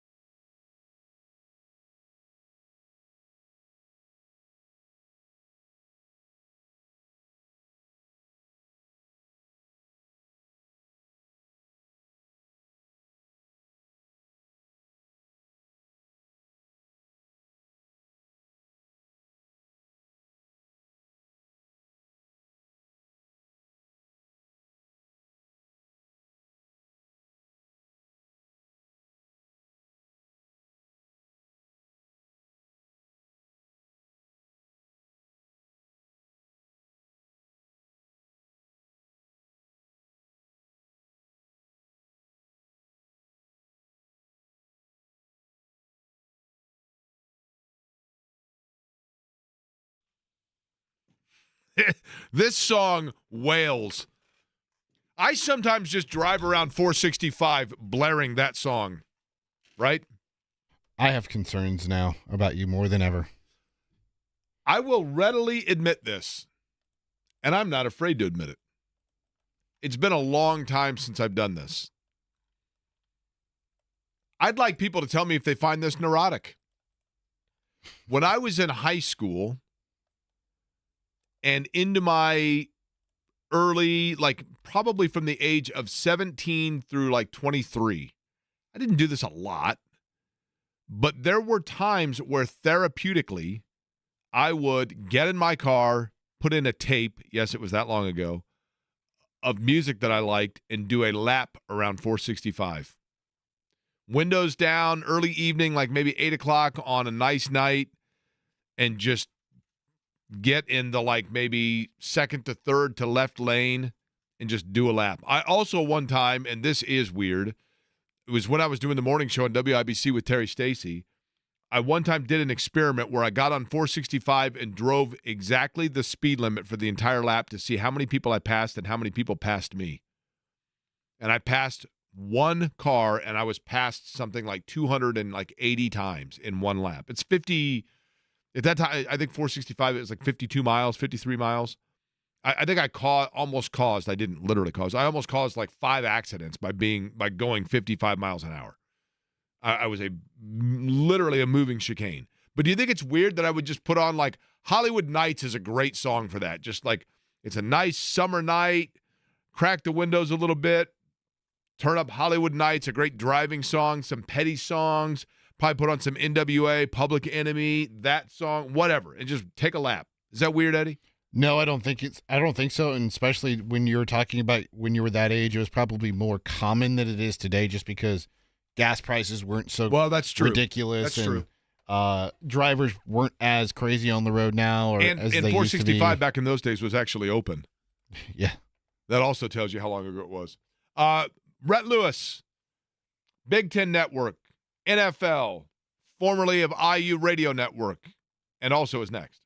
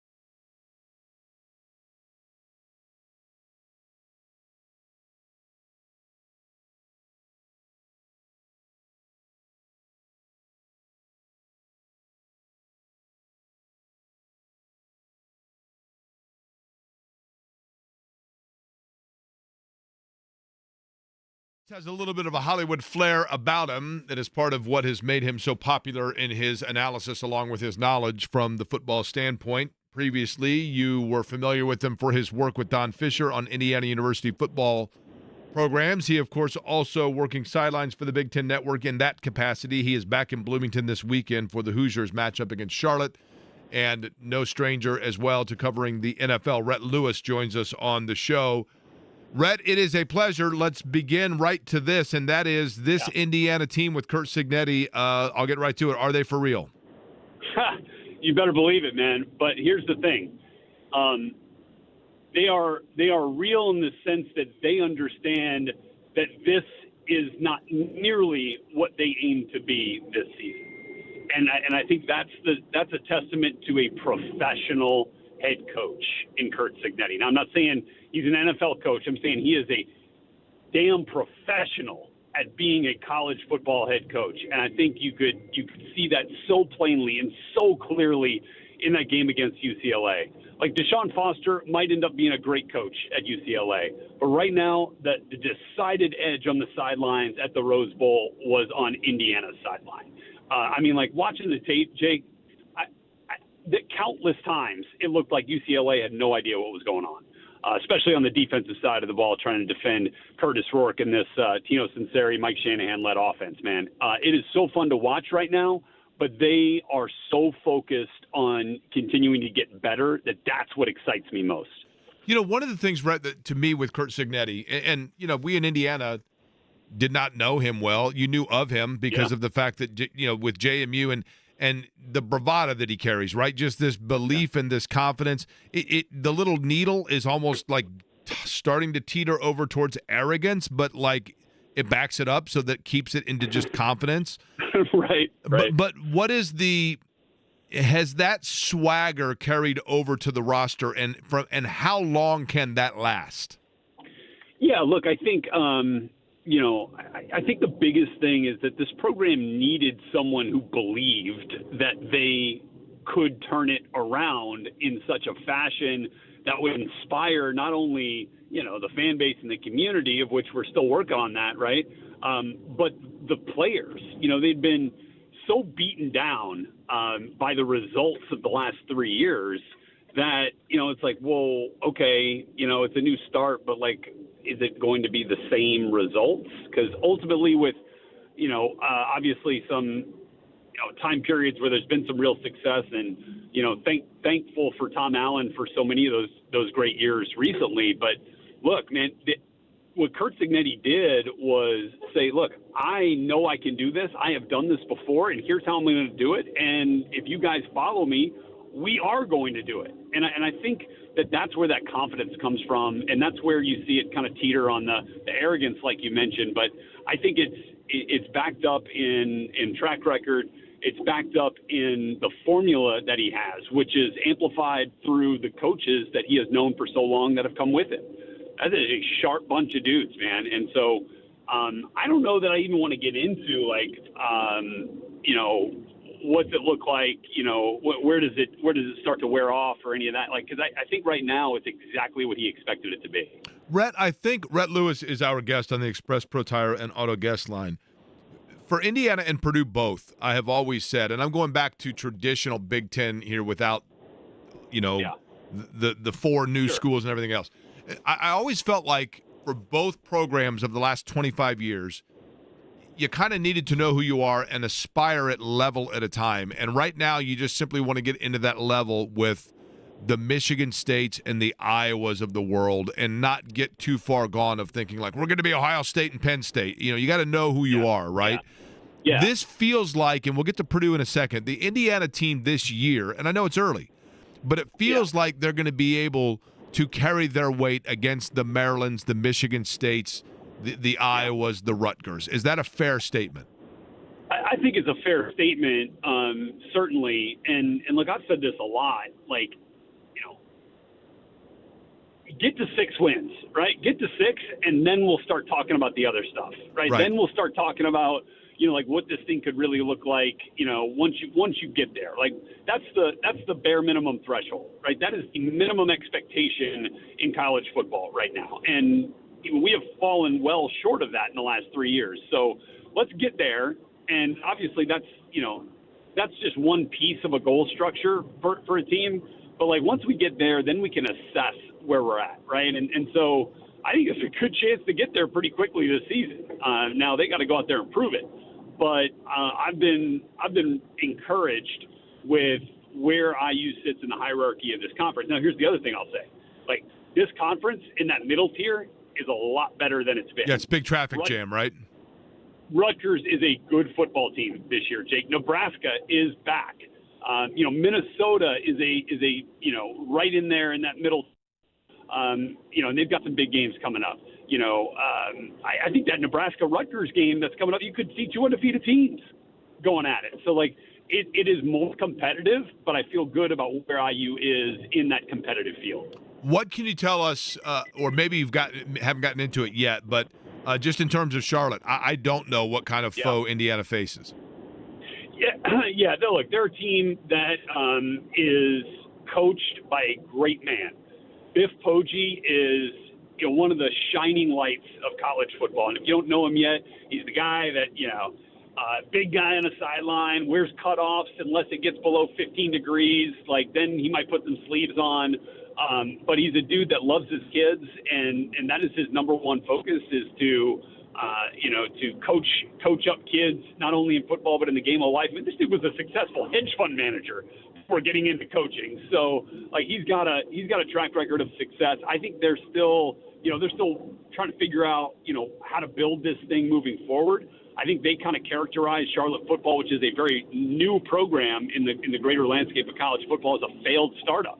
Like, those are their words, not mine. And so he's trying to now, reassess and reinvigorate that program and to get it rolling. They're in a great conference in the American, and they're in a hotbed there on the eastern seaboard of good high school football. I just don't know that they're all the way there yet, but they've got some talent now. Unfortunately for them, their top two quarterbacks are out for this game, so they're going to be on their third quarterback, who, by the way, led them to a comeback win last week over Gardner-Webb. Trexler Ivy is the name to know. Now, I think, like I said, they've got some top-line talent there. I think competitive depth is where this game is going to be decided, and can IU wear on them in the second half.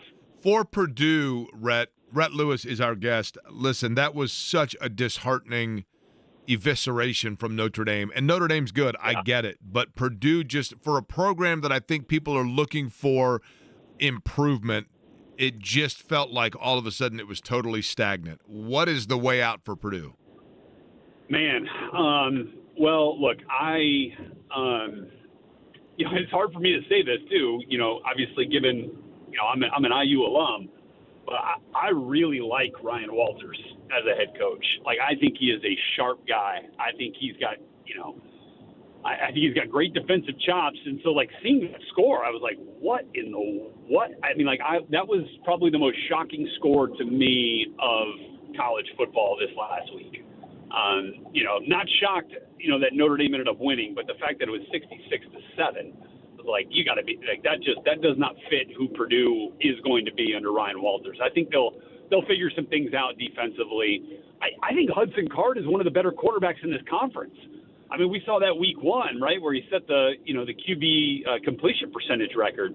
I think they're better than what they showed, and so let's see what they do, this week coming out after that, and in the next 2 weeks, because I think that'll give us a better test of what kind of grasp Ryan Walters has on this program. From all right, that wasn't us. Let's put it out on tape now. What do we look like? And I think we'll get a better sense here in the next 2 weeks. Rhett, when you look at and you evaluate college players and then you see them moving into the NFL, because you cover both, so you have a trained eye in both. Yep.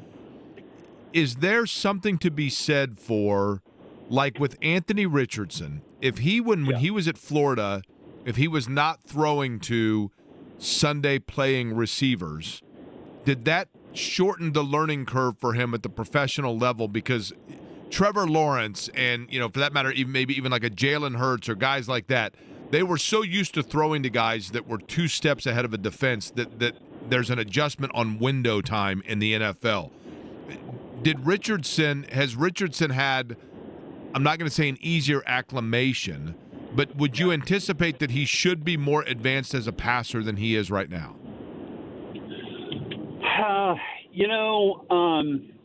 I think this is a guy that again, like the experience is something you always have to take into consideration here, right? Time on task. The amount of starts he had coming into the league was minimal compared to what we've seen, from some of the quarterbacks that were taken, where he's been taken in recent years. Like, look at Joe Burrow, right? The time on task there was huge. Those 2 years at LSU, at the highest level were massive.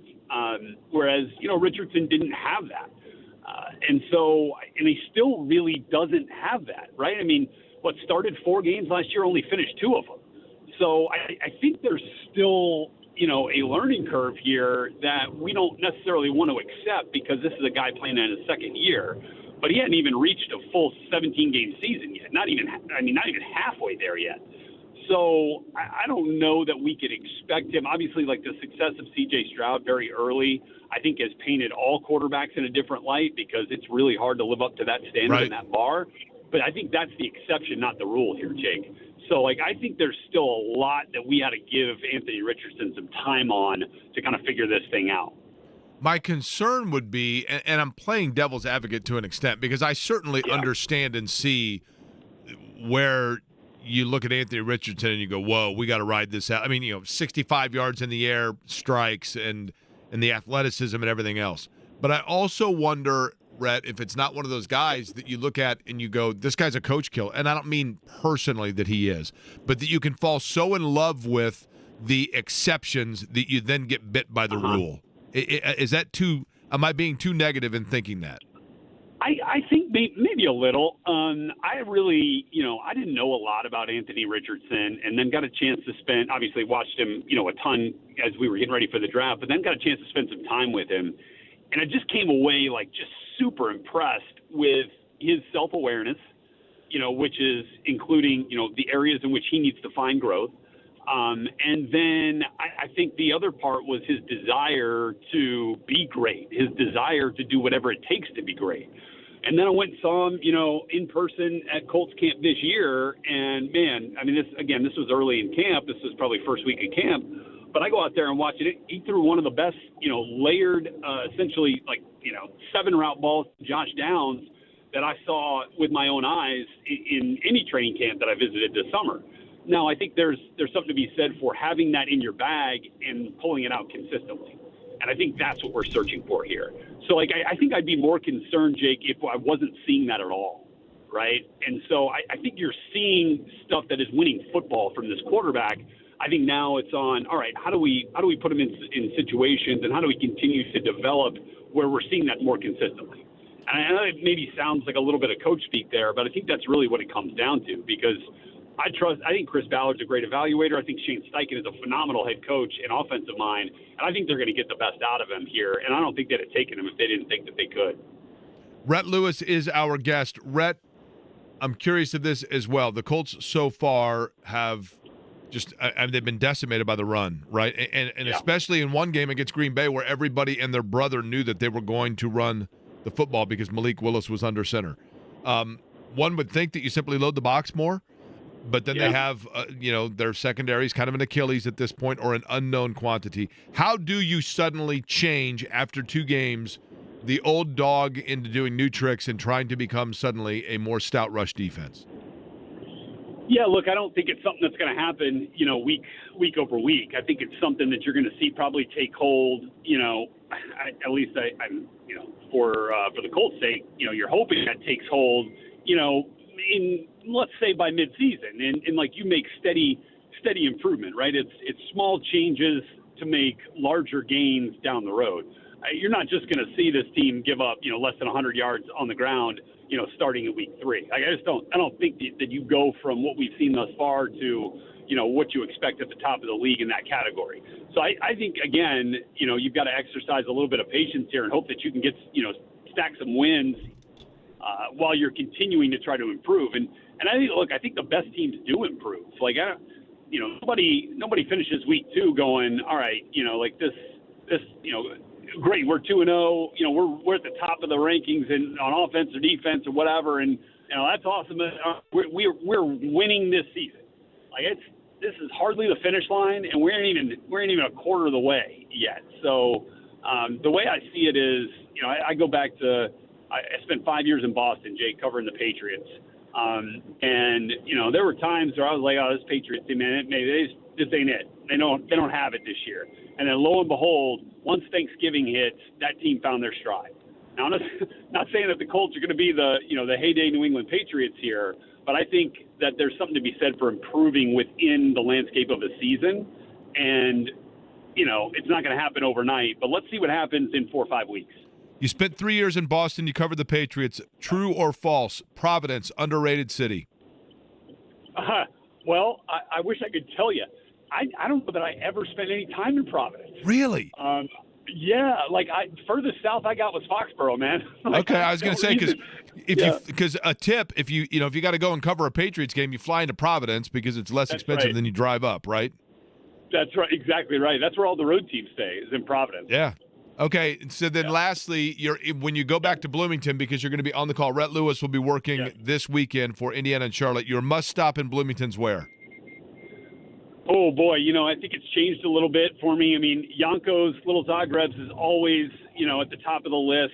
You want to get a good steak. You want to feel the college atmosphere. But, Jake, some guys have their, some guys who played, sports at IU have their jerseys hanging in the Hinkey Hall of Champions. Some of them have them framed in the upstairs room at Nick's English Hut. Yep. And I might be the latter there, which may tell you a little something about my athletic accomplishments and my extracurricular accomplishments in Bloomington. That's cool. So I always direct folks to Nick's down on Kirkwood. It's the quintessential college experience. And the Cafe Pizzeria right next to it just closed. Closed. I know. And then here's the thing. Because it's such a cool, iconic looking outdoor on Kirkwood of Cafe Pizzeria. And then it dawned on me, Rhett, I don't know that I ever went to Cafe Pizzeria. And I thought to myself, well, I guess I should have, right? Maybe then we're not having this conversation. Jake, this is hilarious because I never went once when I was in school. And it's like a legendary place. Once. But I went after. I did go last year. I took my dad there because, frankly, we couldn't get a reservation anywhere else. But it was very good, and I'm sad to see that establishment go. I know, but that's the thing about college towns, man. They're constantly changing, right? They're constantly changing. But we'll see if things are changing for the Indiana football program in terms of their direction and trajectory. Saturday will help tell us even more, and Rhett will be there to share the story with us. Rhett, we appreciate the time as always. Travel safe, all right? Yeah, man. Look forward to talking again soon. Thanks, All right, Jake. sounds good. Rhett Lewis on the Express Pro Tire and Auto Guest Line. Yeah, Cafe Pizzeria was a place in Bloomington that, we talked about it. I think John probably talked about it a lot, that closed a couple of weeks ago. Family-owned, been there for 70 years. And it had the quintessential classic red and white awning that ran along it on Kirkwood. And it always reminded me of, and I don't know if this place is still there. It's been a long time since I've been to Kings Island. And as a matter of fact, the last time I went to Kings Island, I was totally bummed because I was like, we got to go for nostalgic sake, I want to go to the Hanna-Barbera land and go through the Smurf television thing because the air conditioning in it was always awesome. And they're like, yeah, dude, the Hanna-Barbera land now is like Nickelodeon Village. And the ride that you go, the TV ride you go through that has all the Smurf characters or whatever, where it's 65 degrees and it just felt awesome. And you ride in the little boat that goes through it is now a television, or now it's a haunted ride. And that was 20 years ago. So it's been a long time since I've been to Kings Island. I've always loved it.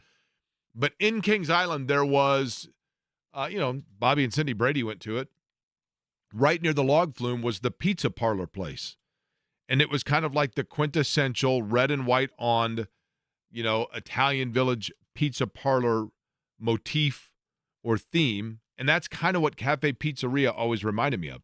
And when Cafe Pizzeria closed, I'm like, oh, man, that's such a bummer. It reminds me of the place at Kings Island. And then it dawned on me, the place in Kings Island probably closed 35 years ago. I wouldn't know because I haven't been there in 25, and I don't remember if it was there then. Does anybody know? It was over by the log flume. Eddie, you ever go to Kings Island? Oh, yeah. I've been there. When's the last time you were at Kings Island? Ooh, I don't know. It's got to be a handful of years, though. Did you ride the Beast? Oh, yeah. Beast, Son of Beast? Yeah, Son of Beast. Diamondback? Now, Son of Beast, I could be wrong in this. Is Son of Beast a pretty big one, a bigger one? Oh, the Beastie. The Beastie is the one that originally was titled the Scooby-Doo. Son of Beast is closed now. Okay. The Beast is still open. The Racer. So do you know why, by the way? Do you know what the Beast, do you know the theme of Kings Island? No. I was. Oh, are you talking about currently for like the kids area? Well, why like all the rides are as they are? Oh, no. So the whole theme of Kings Island is an amusement park. It is originally opened by Paramount, I think, or one of those. I think it was Paramount, which also was the studio for the Brady Bunch. That's why the Brady Bunch did a 2 shows at Kings Island as a promotion when Kings Island first opened. It was a cross promotion to let people know of Kings Island. But the whole idea of Kings Island in its original form was that it was supposed to be themed as an old mill town, because it's in like Kings Mill, Ohio, or whatever. Mason. Is it Mason, Ohio? Mm-hmm. But the fictional town was supposed to be, I think, Kings Mill. And the theme was that it was this old mill town, and then a beast came in and overtook the town and turned it into this like defunct town. And so you had the haunted or the train ride that went through to go through all of that. And the idea was supposed to be that the beast was this almost like not sea creature, but this large creature, and that you had this marshland that then overtook the area where there once was this mill town. And so that's why the beast is a theme, and then you take the log flume through like the defunct areas of the old mill, and they have like the mills, and there was a whole theme around mill stuff there. And then the area where they were going to do all of that, some of the land, the rides were beginning to sink into it, and they had to depart and do away with some of the different rides that were there. That makes sense why most of their coasters are themed after like animals or Correct. Things like that. Correct. Like it's all supposed to be in that entire theme of its original year. And then you had Hanna-Barbera Land because of the cross-promotion stuff. And you're like, oh, yeah, we parked in Droopy Dog 4. Thank you, Hetty. A random brain dropping, right? We parked in Droopy Dog number 4. And now, that's all like, I get it, right? I mean, kids today would have no idea what that is because it was 50 years ago. Just love when we entertain and educate, Jake. No, we educate and entertain. Eddie, again, I want to make sure that we're clear on this. First off, you always do these things alphabetically. So educate comes before entertain. Secondly, educate and entertain is what I came up with like 5 years ago. So I've trademarked that along with Why Not Indiana. And then third, and most importantly, and this is probably the most important aspect, I'm fairly certain at least once per show we educate in some way, shape, or form by coming up with some random brain dropping like that. I'm fairly confident of that. I'm a lot less confident that we actually entertain. So that's why I think the entertainment part has to go second, right? So we educate and entertain. Here's the thing. I think we entertain regardless if it's good or bad entertainment. So it could be entertainment that's fun to listen to or it's entertainment that's bad. It's like, oh my. No, entertainment has to be, people would have to be listening and say to themselves, now this is entertaining. And I think more often than not, people listen to this program and think to themselves, what dog and pony show have I stumbled upon, right? I hope that's the dream, right? I don't know. More often than not, they're probably like, wait a minute, what are we doing here? But then they think to themselves, but I don't know really. It's kind of like the beast. You don't know where it's going next. You're going down, and then you're going through this tunnel, and then you go over a hill, and so you're saying to yourself, well, I don't know where it's going next, so I'm just going to keep riding. I mean, we know where we're going next, though, right? What's that? We know where we're going next, right? We do. We're going to West 56 to talk to Matt Taylor.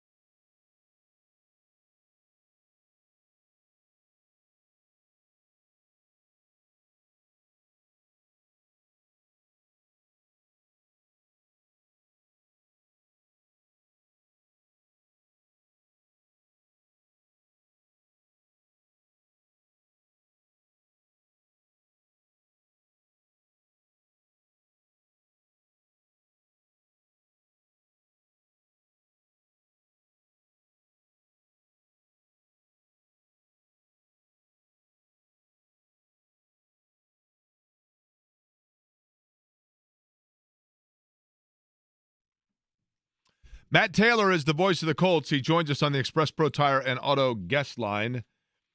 Matt, I'm going to begin with this question. The Bears' rushing attack is anemic. I mean, that we know. They have really had problems. The only team with a bigger problem than the Bears trying to establish the run is the Colts trying to stop one. But is there a danger for Indianapolis in kind of relying on that too much and getting too caught up in what Chicago is doing as opposed to just simply figuring out their own scheme in terms of rush defense?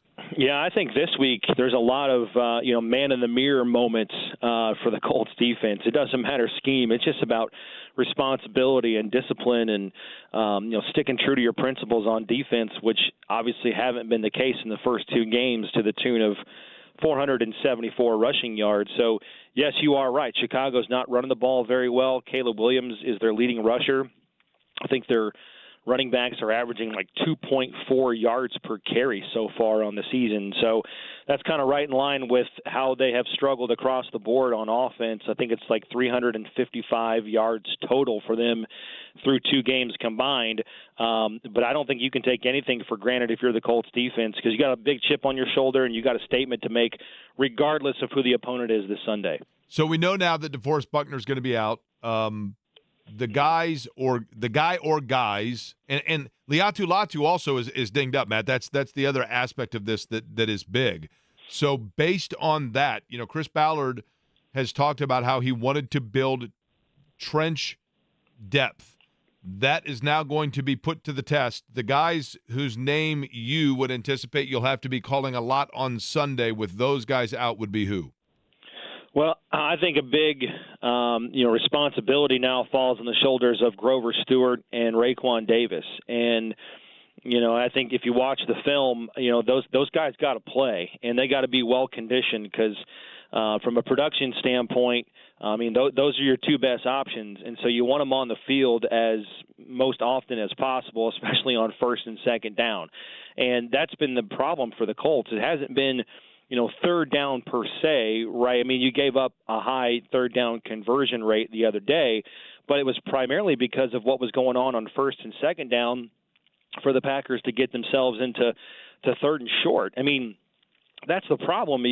If you can't get after the quarterback if the quarterback is just handing the ball off on third and short. You got to earn the right, as they say, to be able to rush the passer. You got to get them into some third and long situations, which means the Colts got to be better against the run on first and second down. So I think those guys got to play, whatever it is, 75, 80% of the snaps this week, and really going forward. Puts a lot of pressure on them to be productive, but also, I think more importantly, stay healthy, remain durable, and remain healthy to fill this void that's going to be at least the next 4 games without DeForest Buckner, as he's now on IR. And so there's just, again, if you go back the last couple of years, and this is not a shot at anything or anybody, it's just reality. When Buckner and Stewart are off the field, it's just a different ability for the Colts to be able to efficiently stop the running game.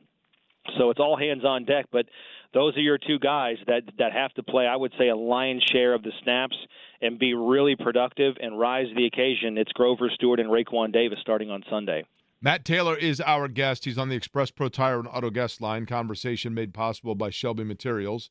Matt, when you look statistically, and I've kind of almost flippantly pointed this out, it's never a good thing when you have consecutive games where your leading tackler is the safety, because it means that obviously guys are getting in position where the safeties are your last line of defense.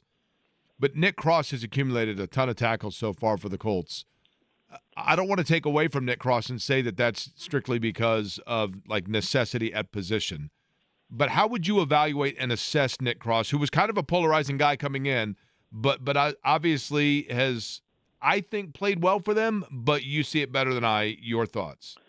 Yeah, I would agree. I think he's played overall very, very well. And you're right. Without him, there's some long runs that are even longer without his sure tackling ability. And you're right. He's got 29 tackles through 2 games, leads the NFL in stops so far, which you're right. It's not necessarily a good thing. You want your middle linebacker leading you in tackles, not your safety, 7-8 yards, away from the line of scrimmage or further down the field with these rushing attacks that they've seen so far.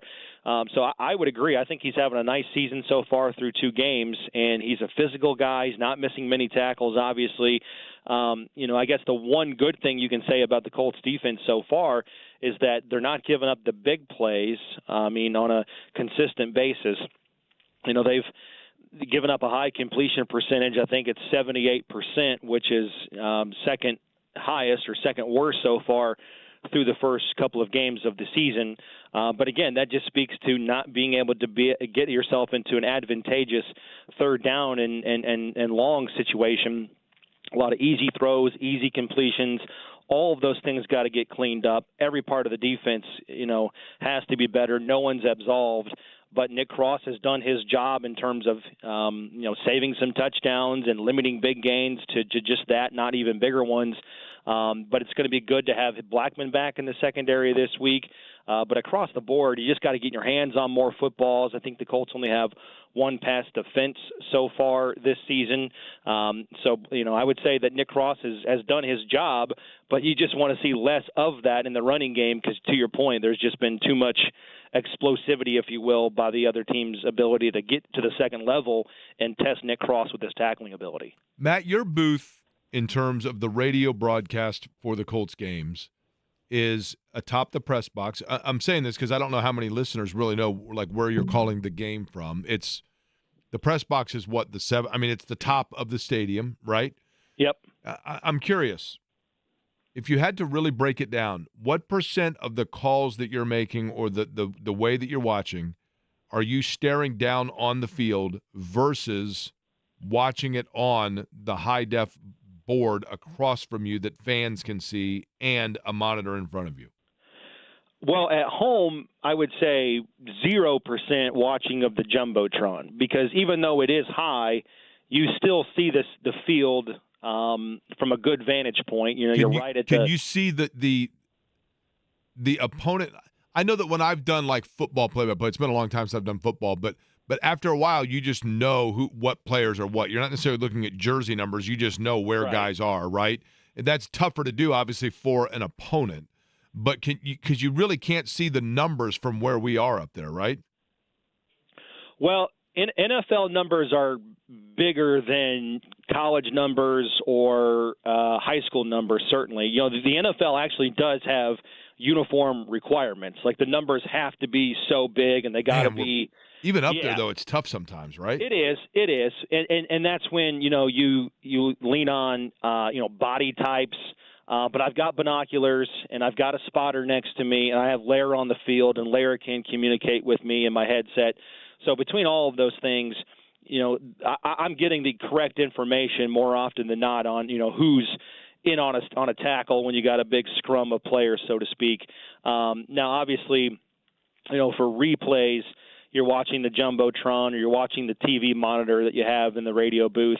So Lucas Oil Stadium is actually, it is high, but I can deal with high so long as I've got, a good vantage point of seeing the field.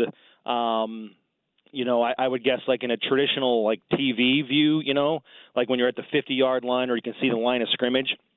What gets really hard, and this is the radio guy gripe, I guess, but you go to all these new stadiums, Jake, and they're not prioritizing the media. Right, and you're in the corner or the angles are different, yeah. Right, and I hate to say this sometimes because, I'm going to be guilty of maybe talking out of both sides of my mouth here, but, broadcasting remotely was difficult because you weren't at the game and you had to call the game off of TV. But honest to God, some of these stadiums you go to, you might be better off just calling it off the TV. Because listen, I've had to do it, right? I mean, it's not fun, and you have to piece it together. Then you've got to get creative. Then you got to use, your own eyes, the binoculars. You've got to use the TV monitor in the booth, and you got to use the Jumbotron. Washington's really bad. Miami's the worst because you're in the corner. It's a tiny booth.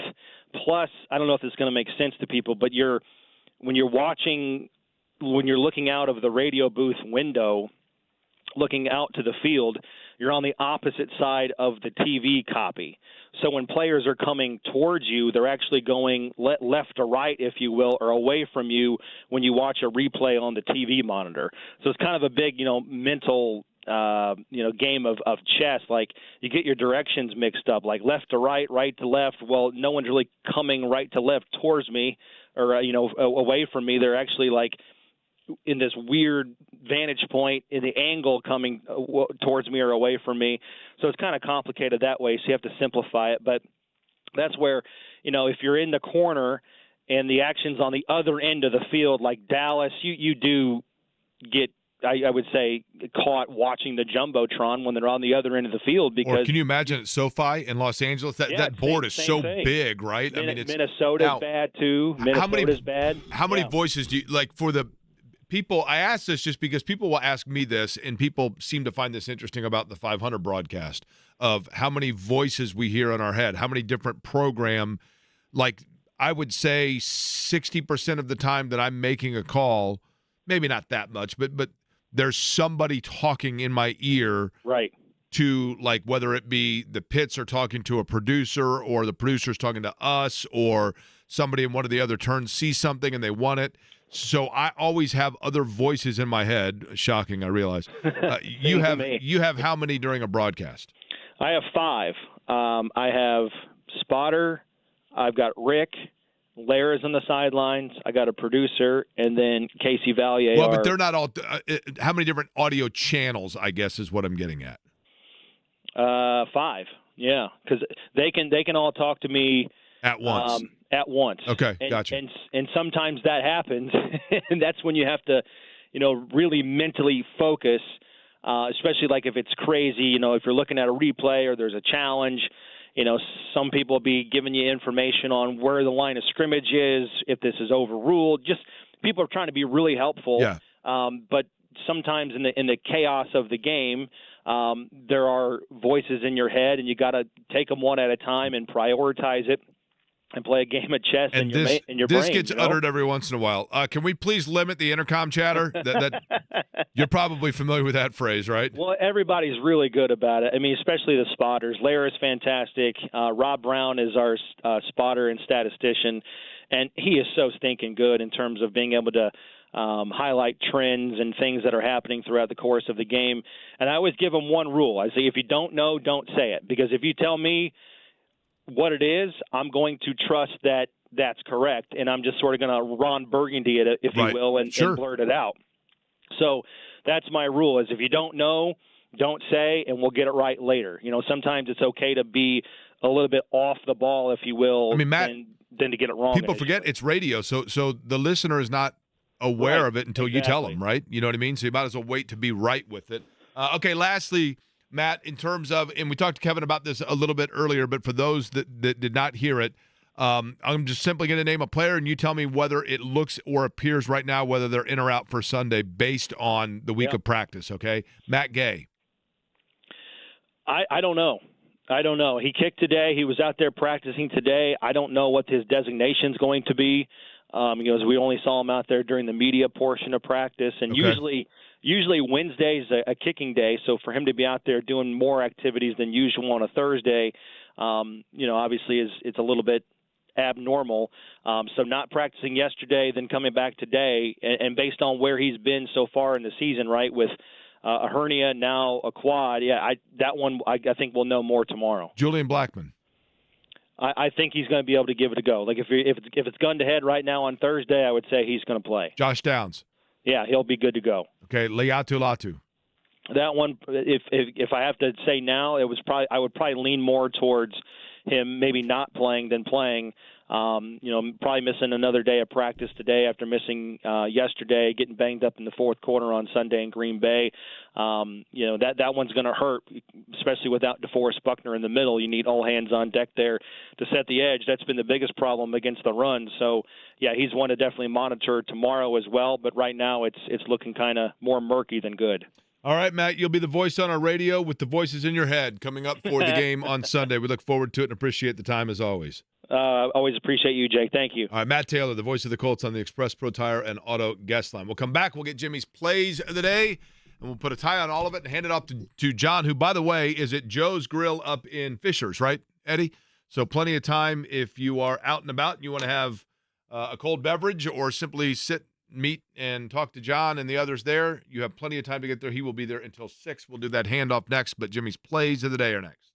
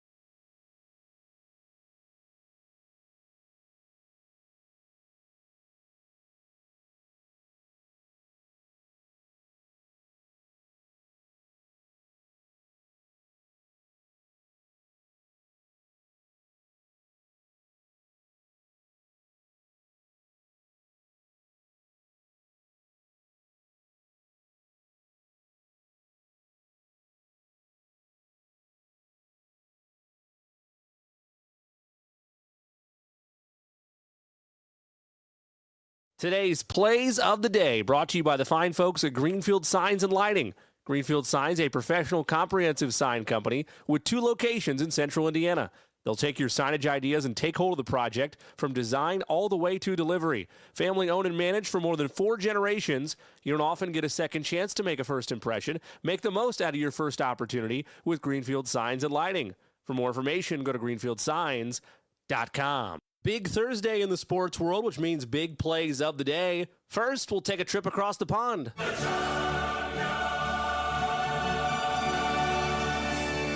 That's right, the Champions League continues as match day 1 concludes. We'll take Arsenal to win outright on the money line over Atalanta. We'll also take Barcelona to win straight up over Monaco. Back stateside with America's pastime, we'll take the Seattle Mariners to win outright on the money line over the New York Yankees. Last baseball bet for you, give me the Milwaukee Brewers to win straight up on the money line over the Arizona Diamondbacks. Congrats, by the way, to the Milwaukee Brewers winning the Central in the National League. Boy, Jake, is that beer bet ever heating up by the day. Thursday Night Football tonight, Patriots and Jets at MetLife Stadium. Give me the Jets laying the 6. They're favored by 6 tonight, so we'll lay the 6 on the New York Jets on the spread. We'll also take Jets wide receiver Garrett Wilson as an anytime touchdown scorer. Eddie, any plays from you? Otherwise, gentlemen, enjoy your Thursday, and those are your plays of the day. No plays from me, Jake. Brewers and Guardians separated by half a game. By the way, driving back from Nashville, I did see the historic sign in Kentucky for Heaven Hill Distillery. No worries. You do not have to go all the way down there to enjoy that today. You can do so with John up next as he is at Joe's Grill in Fishers, and he joins us just on the other side, carries it home till 6. We'll be back with you at noon tomorrow. Thanks for listening to Query & Company.